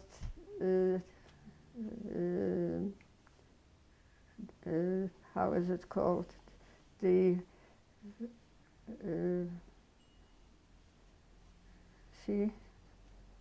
They backed off? Descent. They pulled back? No. When we came to that city, the city was already occupied by the Germans. Okay. And they put out airplanes, so it has a name, so that we became not on the border, but we became about 200 miles already back. Okay, behind the lines. Behind the lines, so. And then I got close with two girls, Ukrainian girls, and when we were running back, and I saw some soldiers in cars go back, And I was still very naive at that time, even though I was in here we are going by foot, and a lot of trucks with soldiers were going also back. So they made it to go back, but we were walking, and I was ashamed to go and ask to be picked up. So the three of us, we were walking. Many people were walking. So we were walking back, and then we are right away under Germany again. And it started the walking, walking back. And all those, what happened to us, I wrote about it in the memoirs, and I think. So you were afraid for your life at this point again? Sure. Okay. We were and so three did you girls. hide out? What did you end up doing? We were walking, and then at night we were walking right away to the end of the city. We looked at villages, and we were walking on the railroads, because how would we know where to walk and where to run? So the railroads, from geography, you know that this city is here and this, Sure. so you have to go Follow the train east or tracks. south, and so we were walking on the railroads to go closer to the Soviet Cities. Union. Okay. So we were walking, and we are on German territory, and we had nothing, absolutely nothing. And we went to a peasant's house. Nobody knew that I was Jewish. The girls found out a little later. And the people in general were good people, you know. I think there are many, many good people in our world. There are some terrible people, but more people have hearts, and, you know. And we told them that we are trying to go to the Soviet Union. And people let us in, and they gave me clothes, regular clothes. But I still had the boots, and I kept it for maybe to sell for, but it didn't work. I was afraid to walk on them because they will see that. And they would know. Yes. So I left in one house the boots for a little, and we were scared and tired and hungry, and sometimes we were walking maybe 20 miles a day or more, and sometimes the people didn't let us in. They said they didn't have anything to feed us, and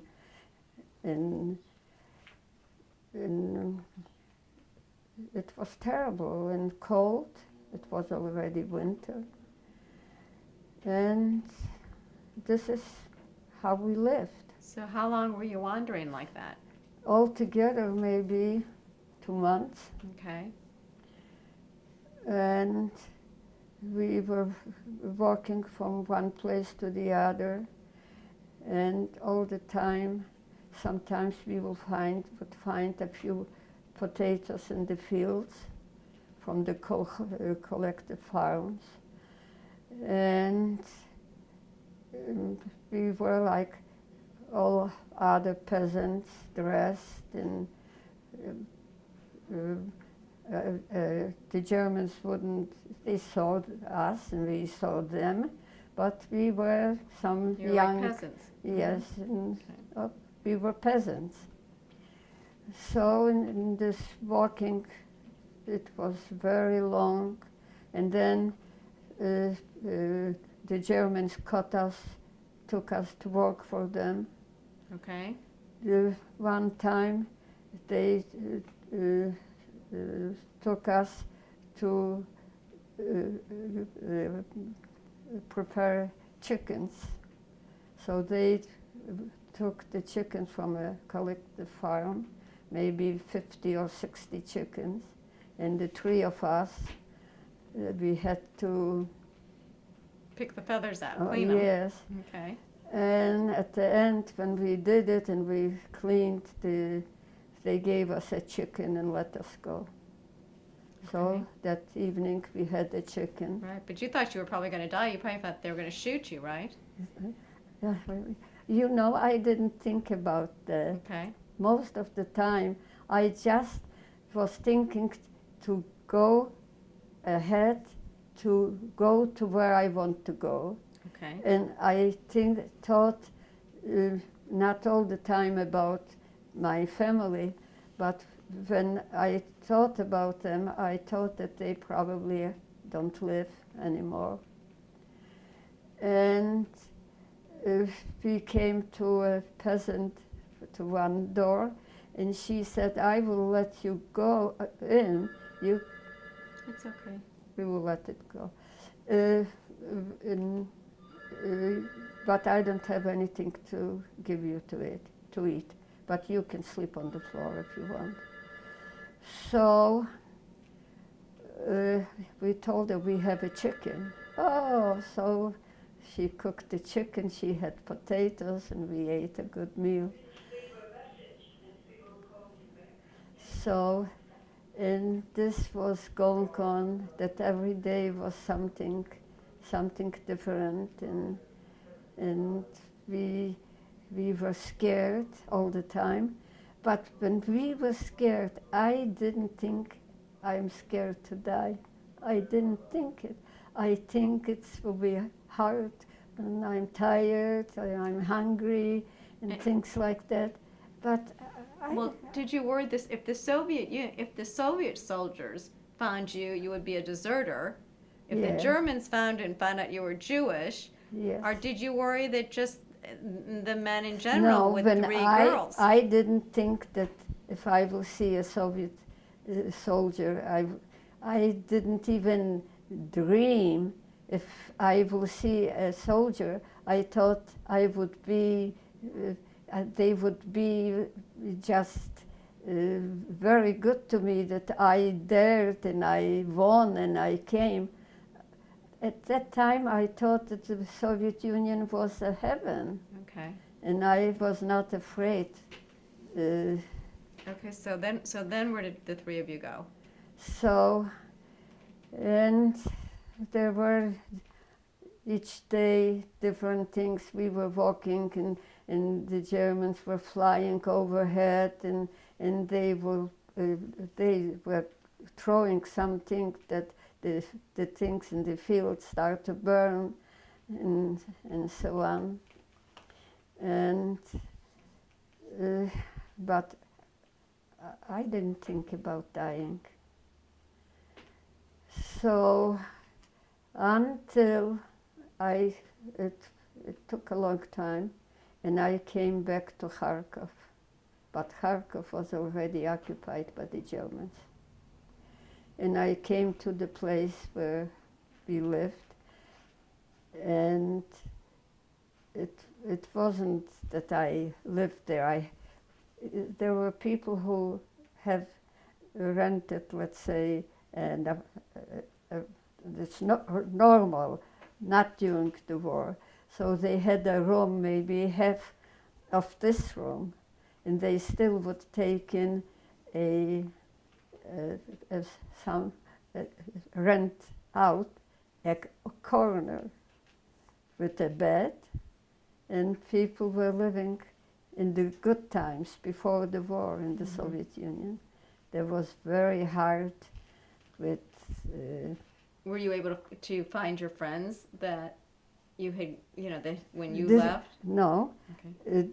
the three girls that I worked with, it was on the way where they were taken, sent to.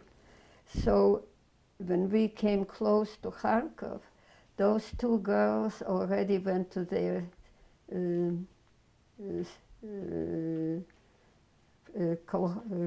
collective farms, and I went to Kharkov alone by myself. And I came to the city, and I went there when we were living before the war. So the neighbor took me in, a Christian person. And she told me that it's only 2, 3 or 3 days since they are occupied, maybe more than 3 days, because maybe it was a week, because I will tell you why I think it was longer. And she said that the Russians evacuated all the factories to the Urals, and the people in the factories, they evacuated as much as they could. And the people, my friends to whom I came, are already evacuated. They waited a few days, but they are not here anymore. So, and she said, if you want, you can stay a day or two, and you will see what you can do. And I overnight, and her husband took me to have a shower. The showers were, you know, for like a club to, how to say, people didn't have showers at home. Mm-hmm. It was social. Okay. And after that I went for a walk to see the city, and what I saw was terrible. I saw the Jews were already with yellow things, and then I saw the city didn't have any drinking water because it was all destroyed by the war.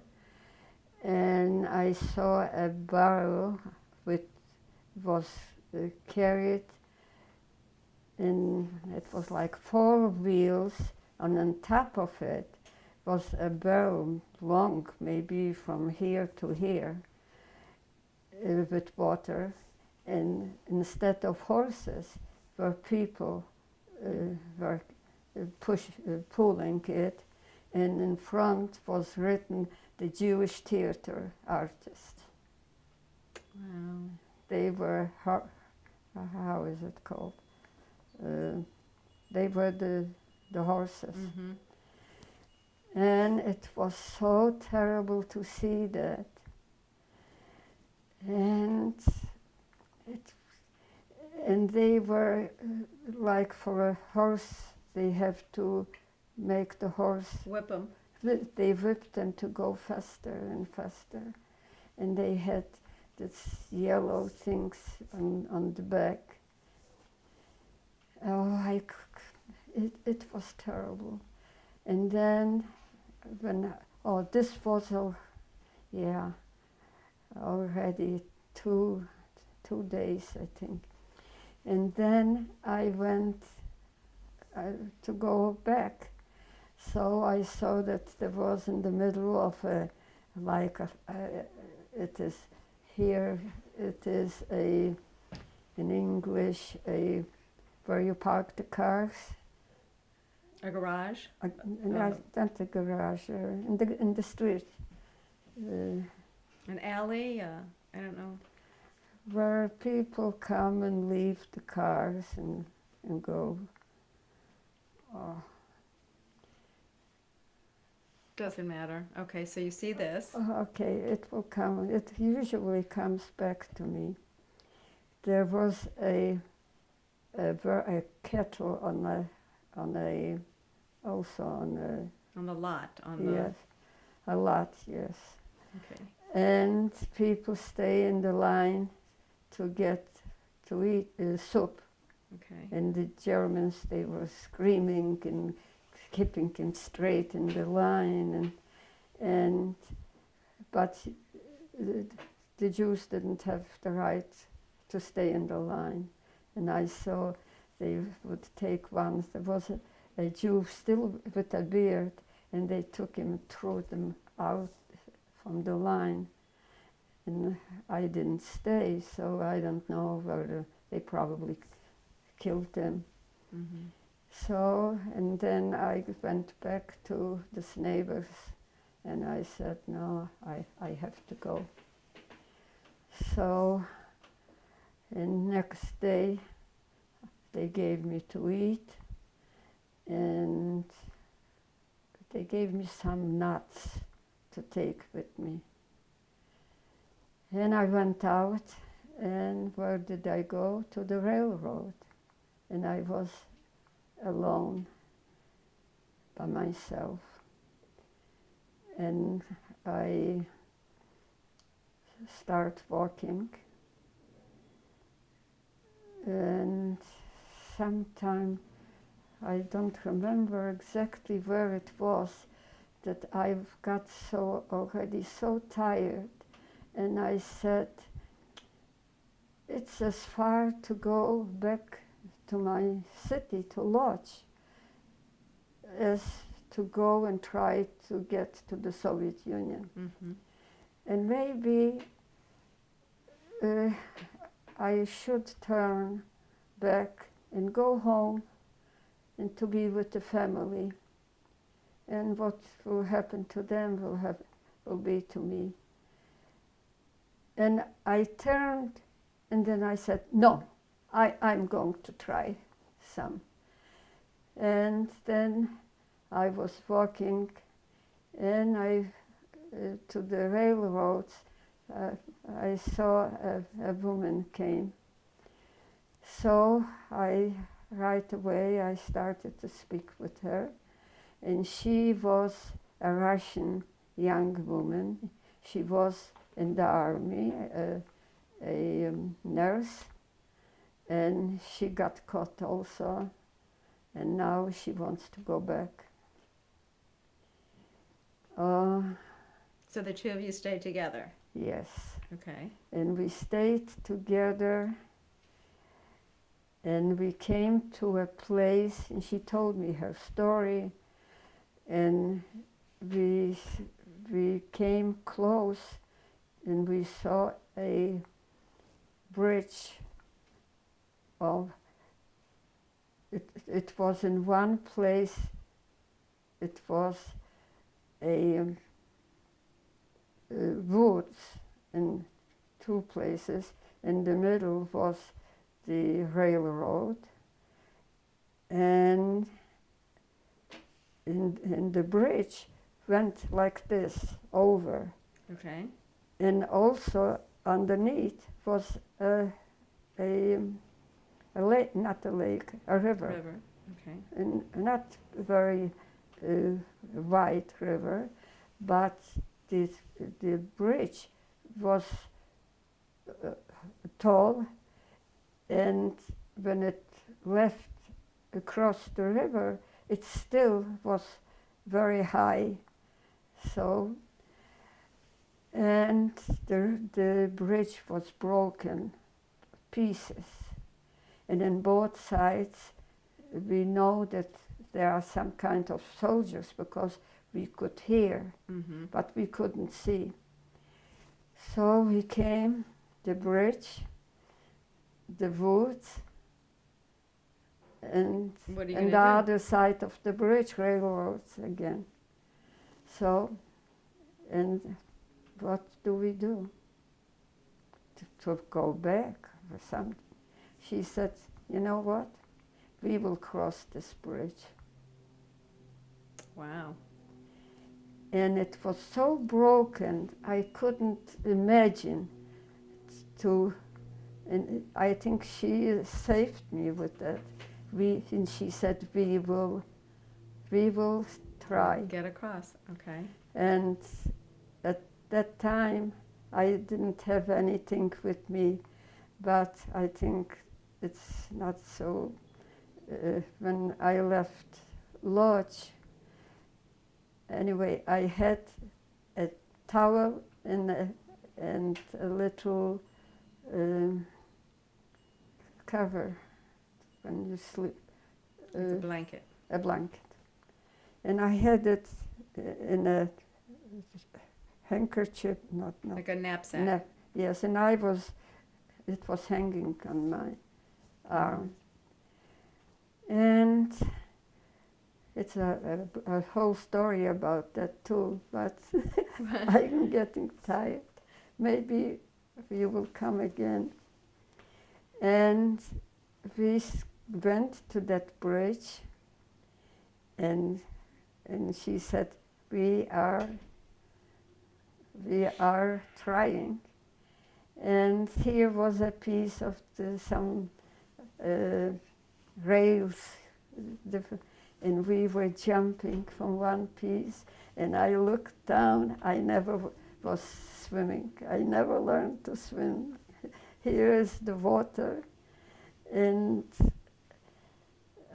That took we some were bravery. Huh? Yeah, that took some bravery to do that. Yeah, and we made it.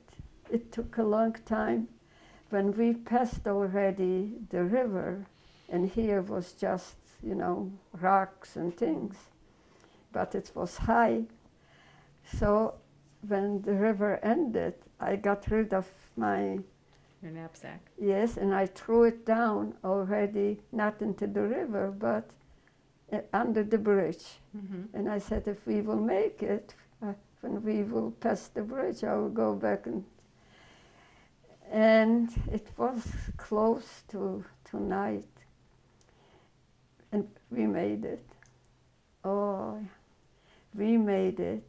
And on the other side was quiet, the woods, you hear things, and we didn't know what it was. And I went down, I told you, I think. And so we saw, we reasoned it out that maybe there are soldiers over there, and they came to this bridge, and they couldn't do it, so they probably are in the woods. But what soldiers, German or Russian, Right. we didn't know. So we started to walk on the other side already of the bridge, and we were walking, and from far away, we didn't see any people, nothing. It was like dead, and I think it's because of the bridge broken. And I saw, by the way, this is described in my memoirs. Okay. And I saw like something was sticking out like this. And there is an army, it was in Russia, that was called Budyonny. It is the name of a general or something. And his soldiers wear hats, and here it's so. And I said, look at that, is it? And we were walking on, and this is what it was. It was a Soviet A unit. a soldier. We saw one. Oh, one, okay. And, we were so happy. And we walked and we came, and there was a little house. It's not a house, something. And there were soldiers there. And there were not soldiers, mostly men in the beginning. And then we saw the soldiers, and I was so happy. And I told them told the story. And there is movement in the woods, and he was some kind of officer, and one was speaking to the other woman, and one was speaking to me, and he said, "Could you come with me?" It's called drezina in Russian. It's something, 2 wheels, and you put it on the railroad, and you can, it It moves along the railroad. and it can go on the Mhm, railroad. mhm. I don't know how it's called in I English. don't either. And he said, "Could you come with me and you will tell me where the last you saw the Germans?" I said, "Sure, I'll Sure. be happy." And we went, and here I told him, and he was hearing also Mhm. after the bridge that Mhm. some. And we went back, and they gave me another officer or something was speaking to her, and one was speaking at another table, speaking, and I was telling him I was speaking Polish, and he was English, Russian. Russian. But somehow I understood, and So you stayed with them, or no. no? Okay. So, in one of those officers, I'm mixing up time, I think. But anyway, it happened. It's okay. But maybe instead of Monday, it's Thursday. Okay. It's okay. And it was already. It's 74 years ago. And he was writing my name and so on, and he asked for my passport. I had my passport written into my jacket. Okay. And then they took her away. I didn't see her anymore. And they marched us to another place, a larger place, close to a railroad station. I don't remember the name of it. Okay. And in what I found out later, that all those people that were there at that place, they were deserters. Okay. So they were under arrest. And here I came, and that officer, who was asking me, and I was so happy to tell him I thought I was a hero and something like that. And he probably took me for one of those deserters. And when he asked me all those questions, he took from me my passport. And when we left, we were to go in another place, I said, "Give me my passport," because in the Soviet Union you couldn't go out without a passport. You are arrested, or... He said, "Oh, you don't need any more the passport." Oh, I don't need. So when we came to that second station, and there was an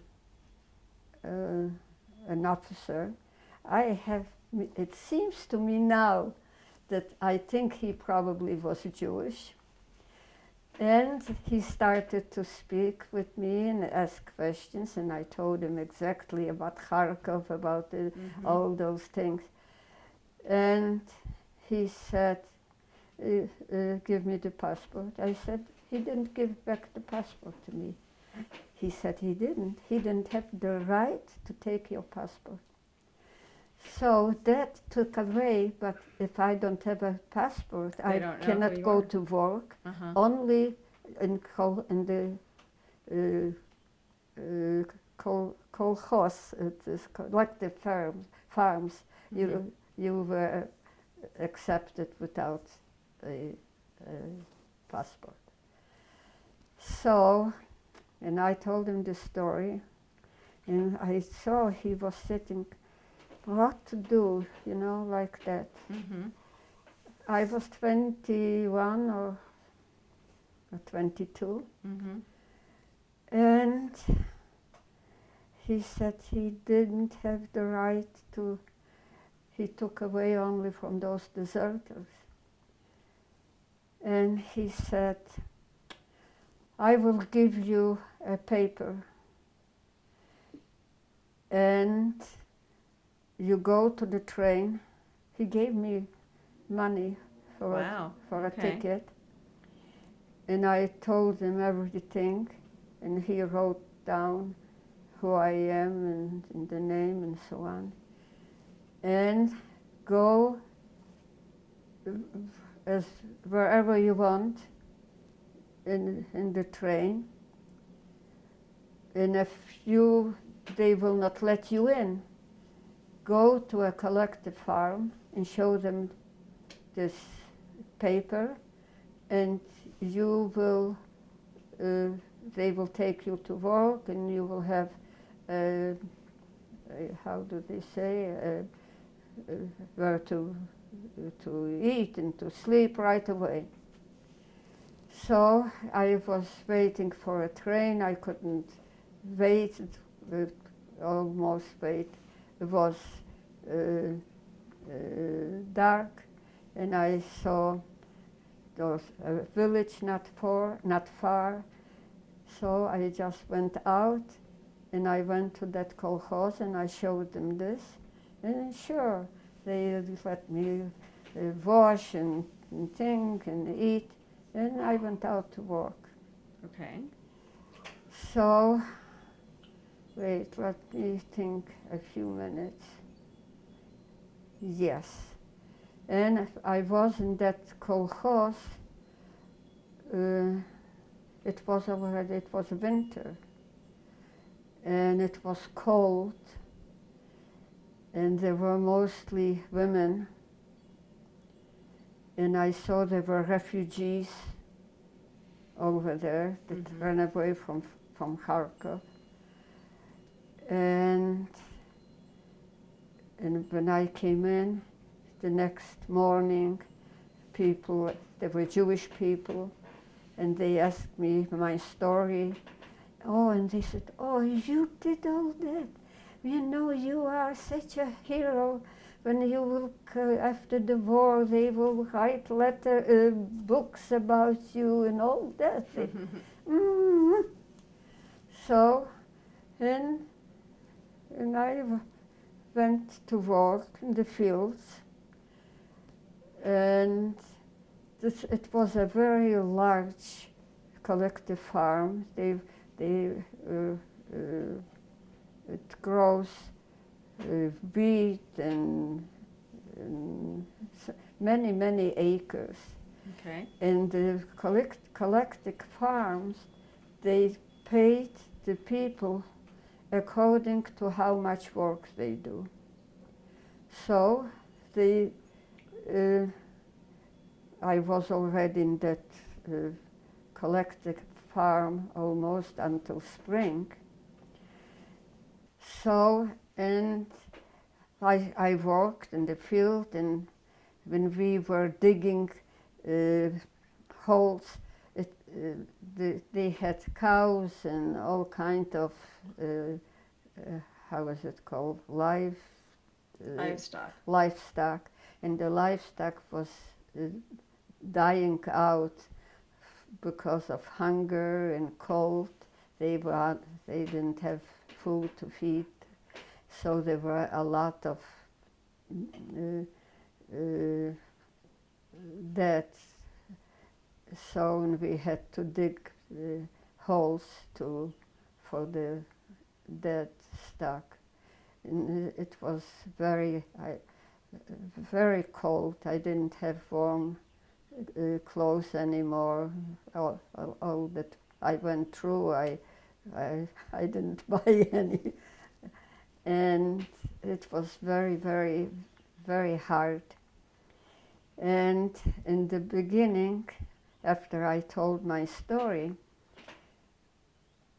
came a person dressed not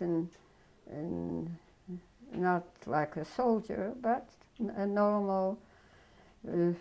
And he said to me, "Oh, I heard about you, what you went through, and you are really in you went through such things. You are a hero and this and that." And he left, and he said, I will come back. A few days later, he came back again and started, and I heard that you were with the Germans, and he was asking so many questions, and then he asked me more details that I had to tell him, and I thought to myself, why is he doing that? And he came again, and he was already strict, and he said, "You know, why don't you want to tell me what did you do with the soldiers and things like that? Did you see anti-Semitism, something like that?" And I thought that I am, that he takes me for a spy. Mm-hmm. And the next day, in the middle of the night, I had only those two things that I had. I went out at night and I was walking a whole night. I passed maybe 2 or 3 kolkhoz, Mm-hmm. collective farms. Mm-hmm. And I came with my piece of paper, and I said that I am looking for work. I am evacuated from Kharkov. Mm-hmm. Oh, and they were so happy that a young person came, and I understood what was going on, and I said, "Shifrah, you better go. This is NKVD, KGB." Mm-hmm. And I went to that kolkhoz and started to work, and it was a large farm. They paid the workers, the outside workers, with things, bread, sugar. Even I had honey with milk. Mm-hmm.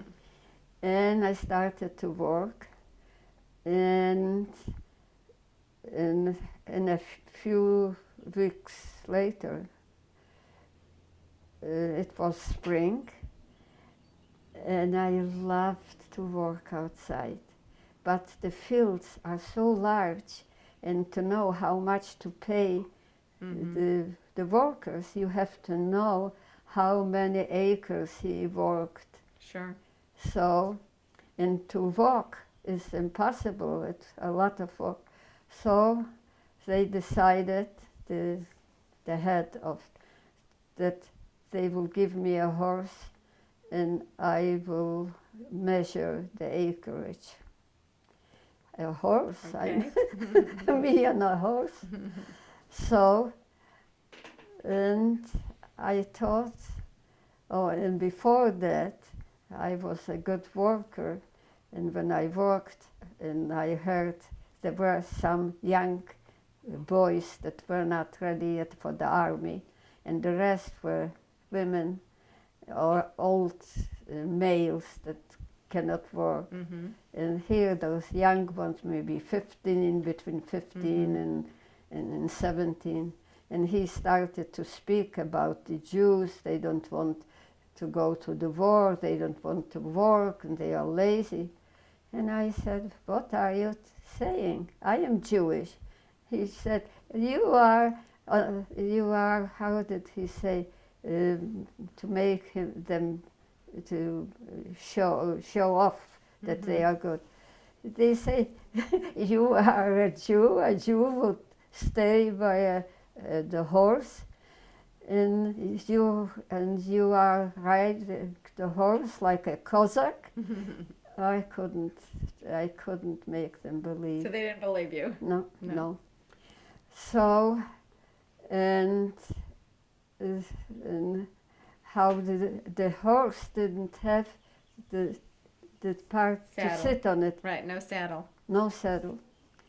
And they put me, it was one from Bessarabia, who was also a refugee. And he put me on the horse. And the horse had the hair, how is it called, on the head? Mane. The mane. Mane. And I was directing the horse by the mane. By the mane, here, sure. here, and here. Okay. But I didn't know yet how to ride the horse. And he was taking me, put me on the horse, and he walked at the side of the horse, maybe a few minutes, and I was already holding The mane. the mane, and then he kicked the horse, Oh. and the horse started to Took run, off. Mhm. and I was holding on, and I was lying on the horse. I didn't fall down the horse, Okay. and next day I got the horse. It was not a very tall horse. It was by color a black horse, and I was riding the horse, and I was measuring, Great. and I felt that the horse liked me. And here it was the greatest pleasure I had since this horse. It was already spring, and the birds were singing, and things were blooming, and I was sitting on the horse, so I was high You were happy. above the whole thing. Was this good? Mhm. You cannot imagine. So, and then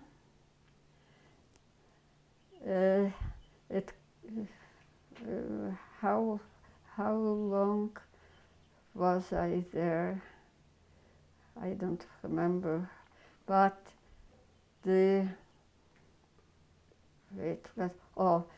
and then the war was going on, and I was away from. I was walking already so many miles, Sure. and then I was in Holocaust. I met two other women. They were Jewish young. One was as young as I, and the other one, she was already.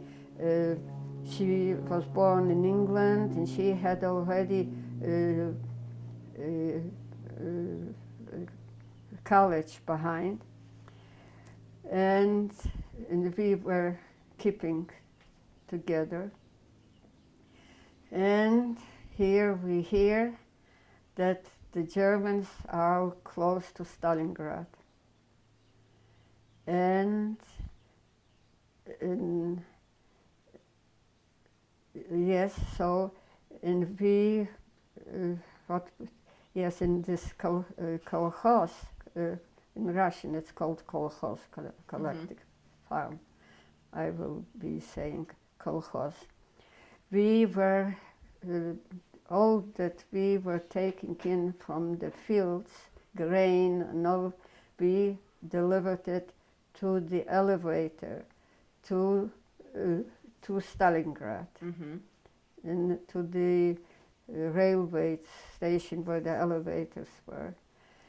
So we were delivering it on Bicky, it's called. Male cow, how is it called? A bull? A bull? Yes, on bulls. Not horses, they didn't Okay. have enough horses. So we were delivering it at night because of the war. It was close to Stalingrad, and the fight is going on day and night. And this is what we were doing until it came, the whole country built Stalingrad.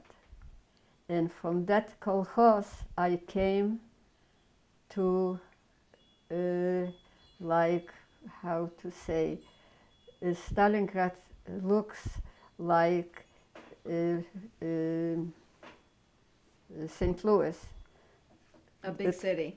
Yeah, yes, but there is a river. Mm-hmm. In Stalingrad, this was the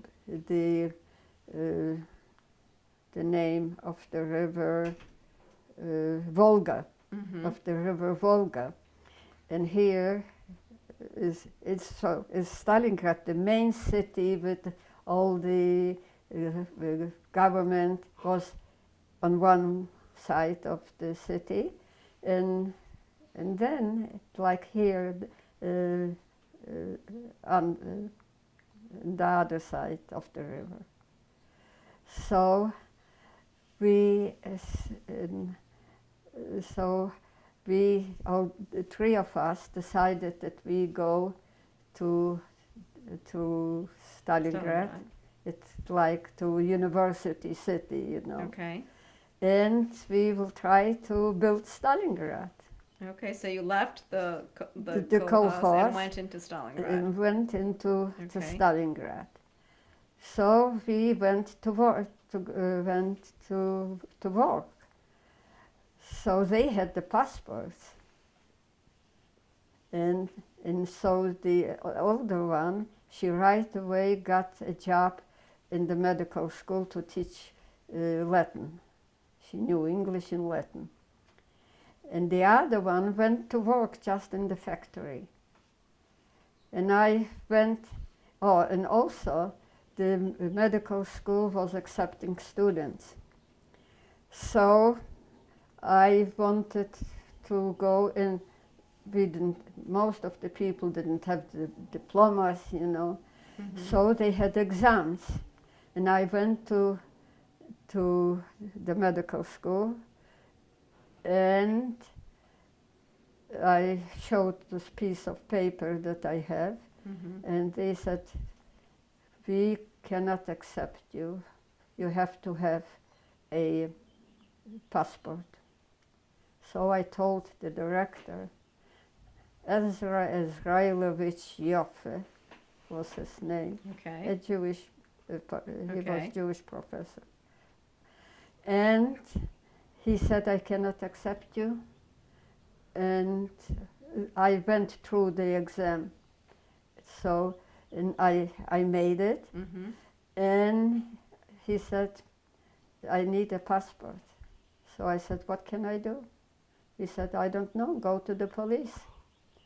So I went to the police, and they say, we cannot give you a passport if you will bring a document that you are accepted in the medical school. Oh, I like this. Okay. Yes. So we will give you you will get a passport. So I went back to Ezra Izrailovich Yoffe. Ezra is his name in Russian. It is the father's name. Like I would be Shifrah Isakovna Braitberg.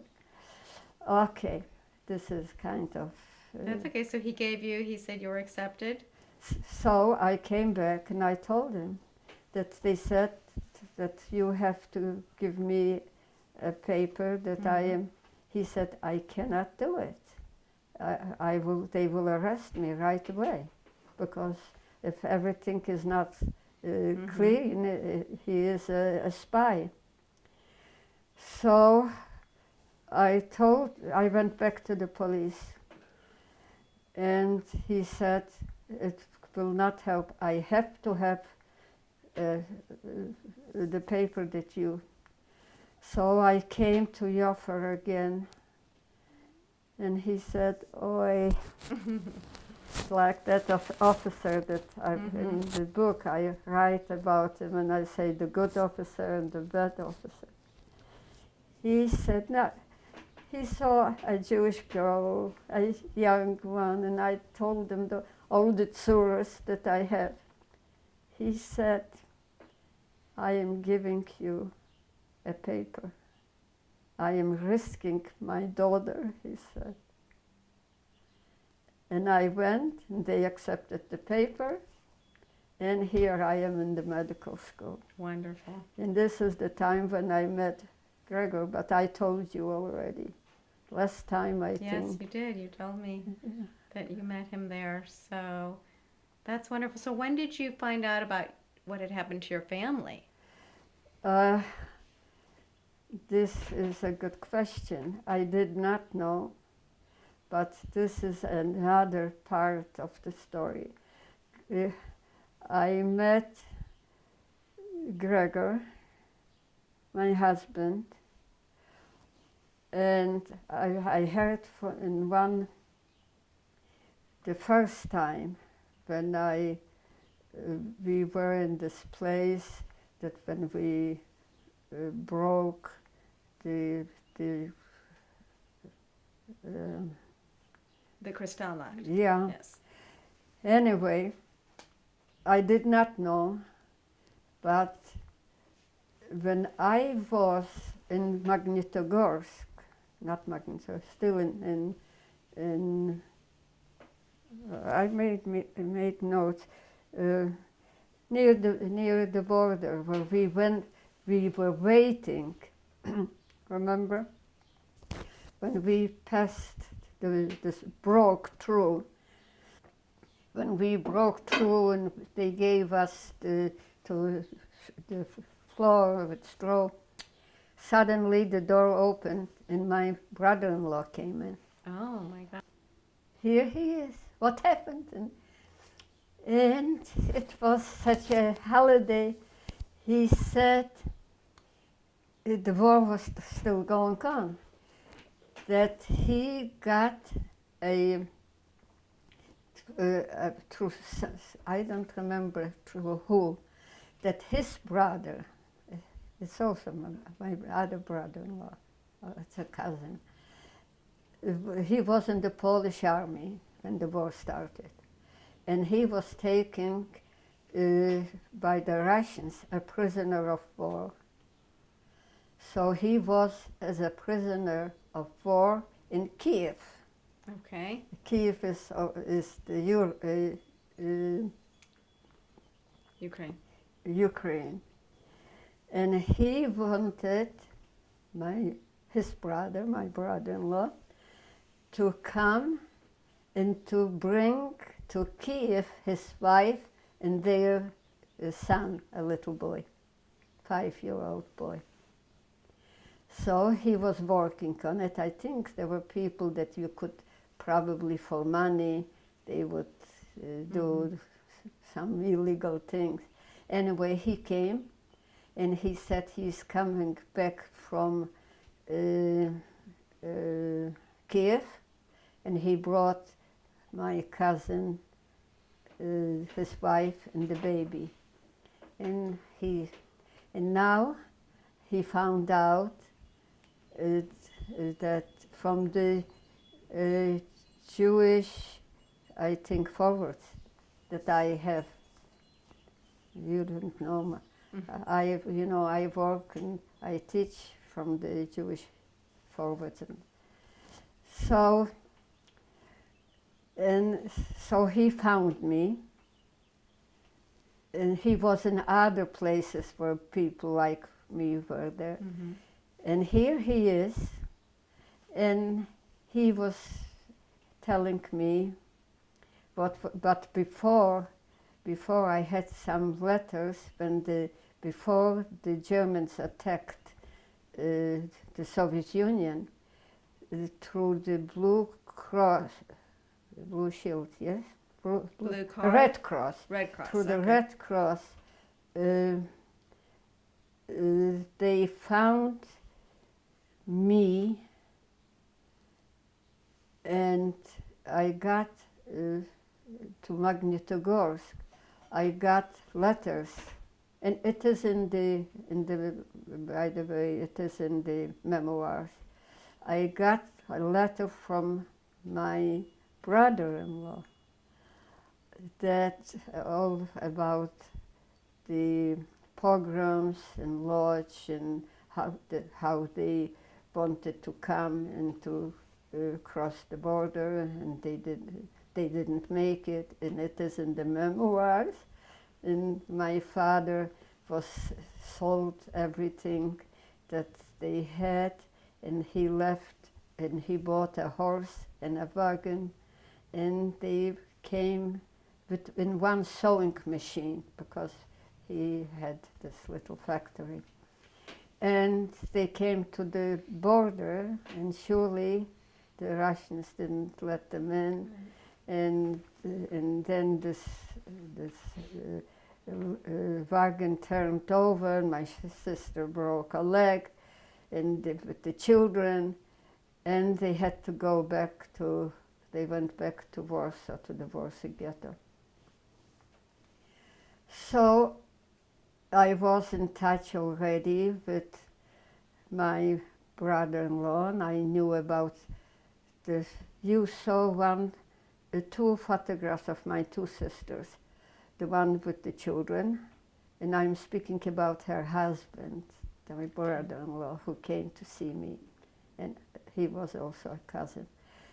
So, and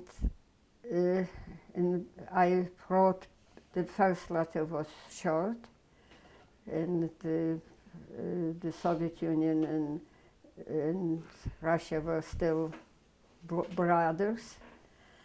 And from him I found out that they are in the ghetto, and they told me, and it's all in the memoirs, or in Gregor's, and it was very bad. In the beginning it was very good. They had the machine, and they made sweaters for the Germans took the sweaters, but later they made those ghettos and all that, and they killed out everybody, you know that.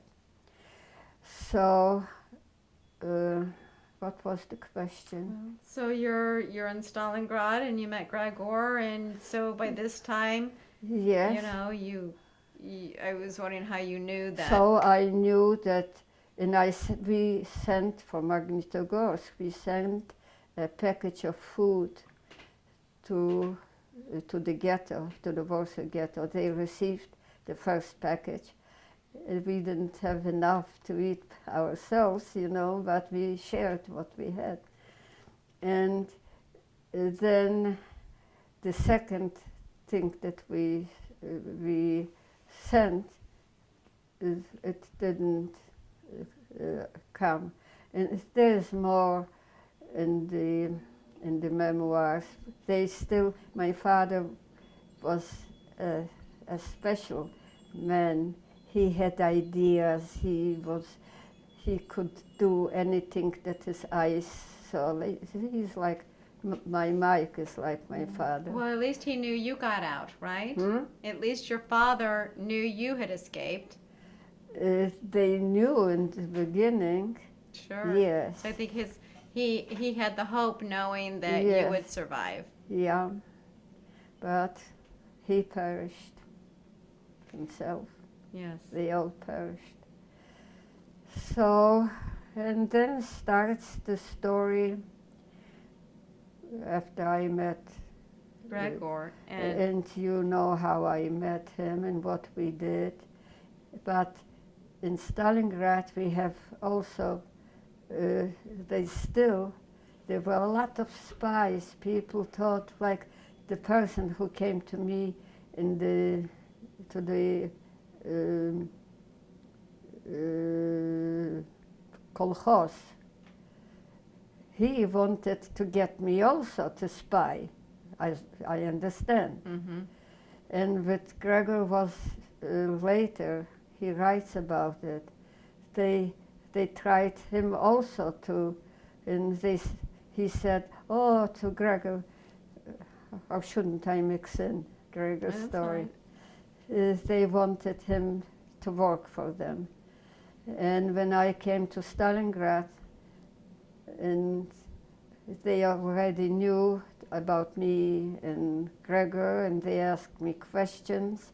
They want me to tell you stories, and then always came the same officer, and I told him, they tried to have, and I told him what I went through. He knew already. Somebody else already, he won somebody, and they told him he knew already that I was arrested in Poland and that I was active, and he told me all the stories to get me, to make me be afraid of him. So this was the last time he came.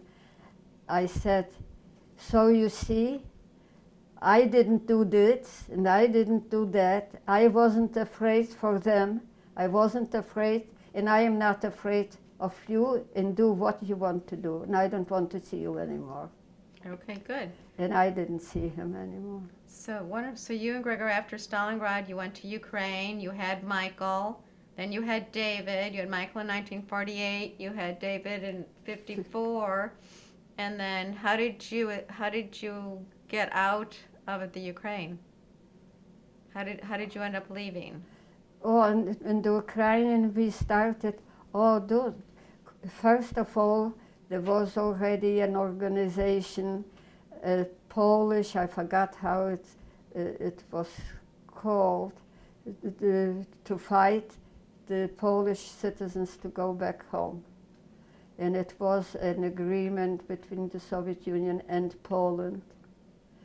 And from when we came to Poland, in the Soviet Union, I went several times to Moscow, and I was writing to Stalin, and then we found, it's also a story, I think it's all written down. Okay. And at the end, we were allowed from Stalingrad to go to Poland. Poland was also under the Soviet Union, so they were not so very much afraid. They let us out from the Soviet Union to the Ukraine. And in the Ukraine, it's different policies, but the laws were the same as in the Soviet Union. So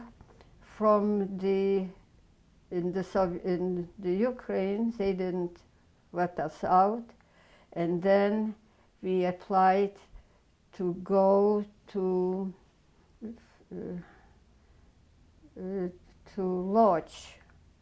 Wait a second. And they let us out. Oh yes, I remember now. The Soviet Union and Poland had an agreement that if immigrants will come from Poland that were in the Soviet Union, they can go to the Ukraine, back to Poland. Poland cannot allow them to travel someplace else 4 years. Okay. So it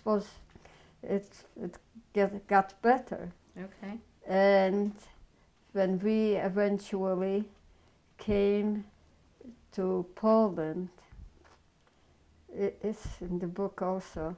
We were in Poland, and I had in Poland a lot of friends that survived. And I was a little bit known in Poland.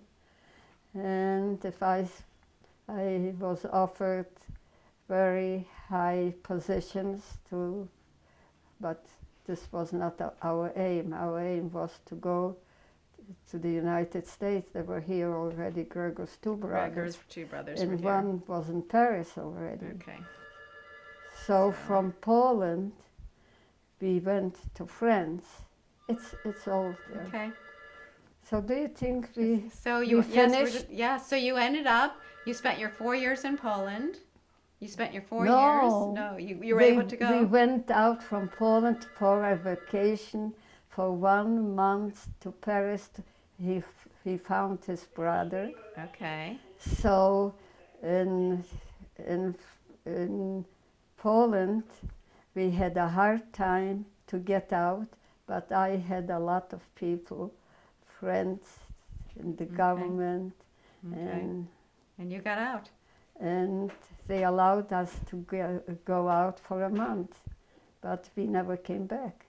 What we had already, and so on, we had to leave everything so that nobody would think that we will not come back. Wonderful. So, all right, so we're done. Other than, is there something, as long as we have tape, that you want your children or your grandchildren or your great-grandson to know? I think I speak with them. You can, and they know almost everything.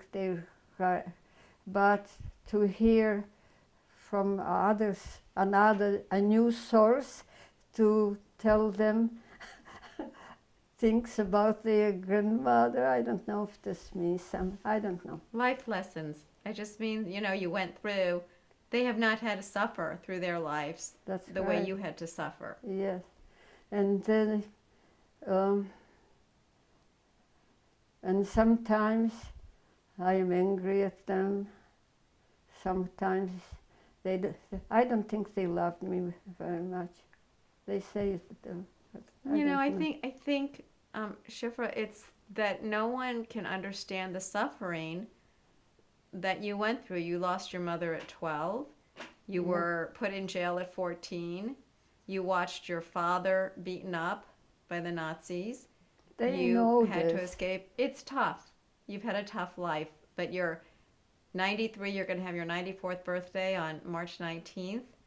And so I think you have lots of love in your life. You've had a wonderful long marriage. Gregor adored you. And I think, you know, that it's just been tough, which means it's tough on your kids and your grandkids, and everyone moves on, right?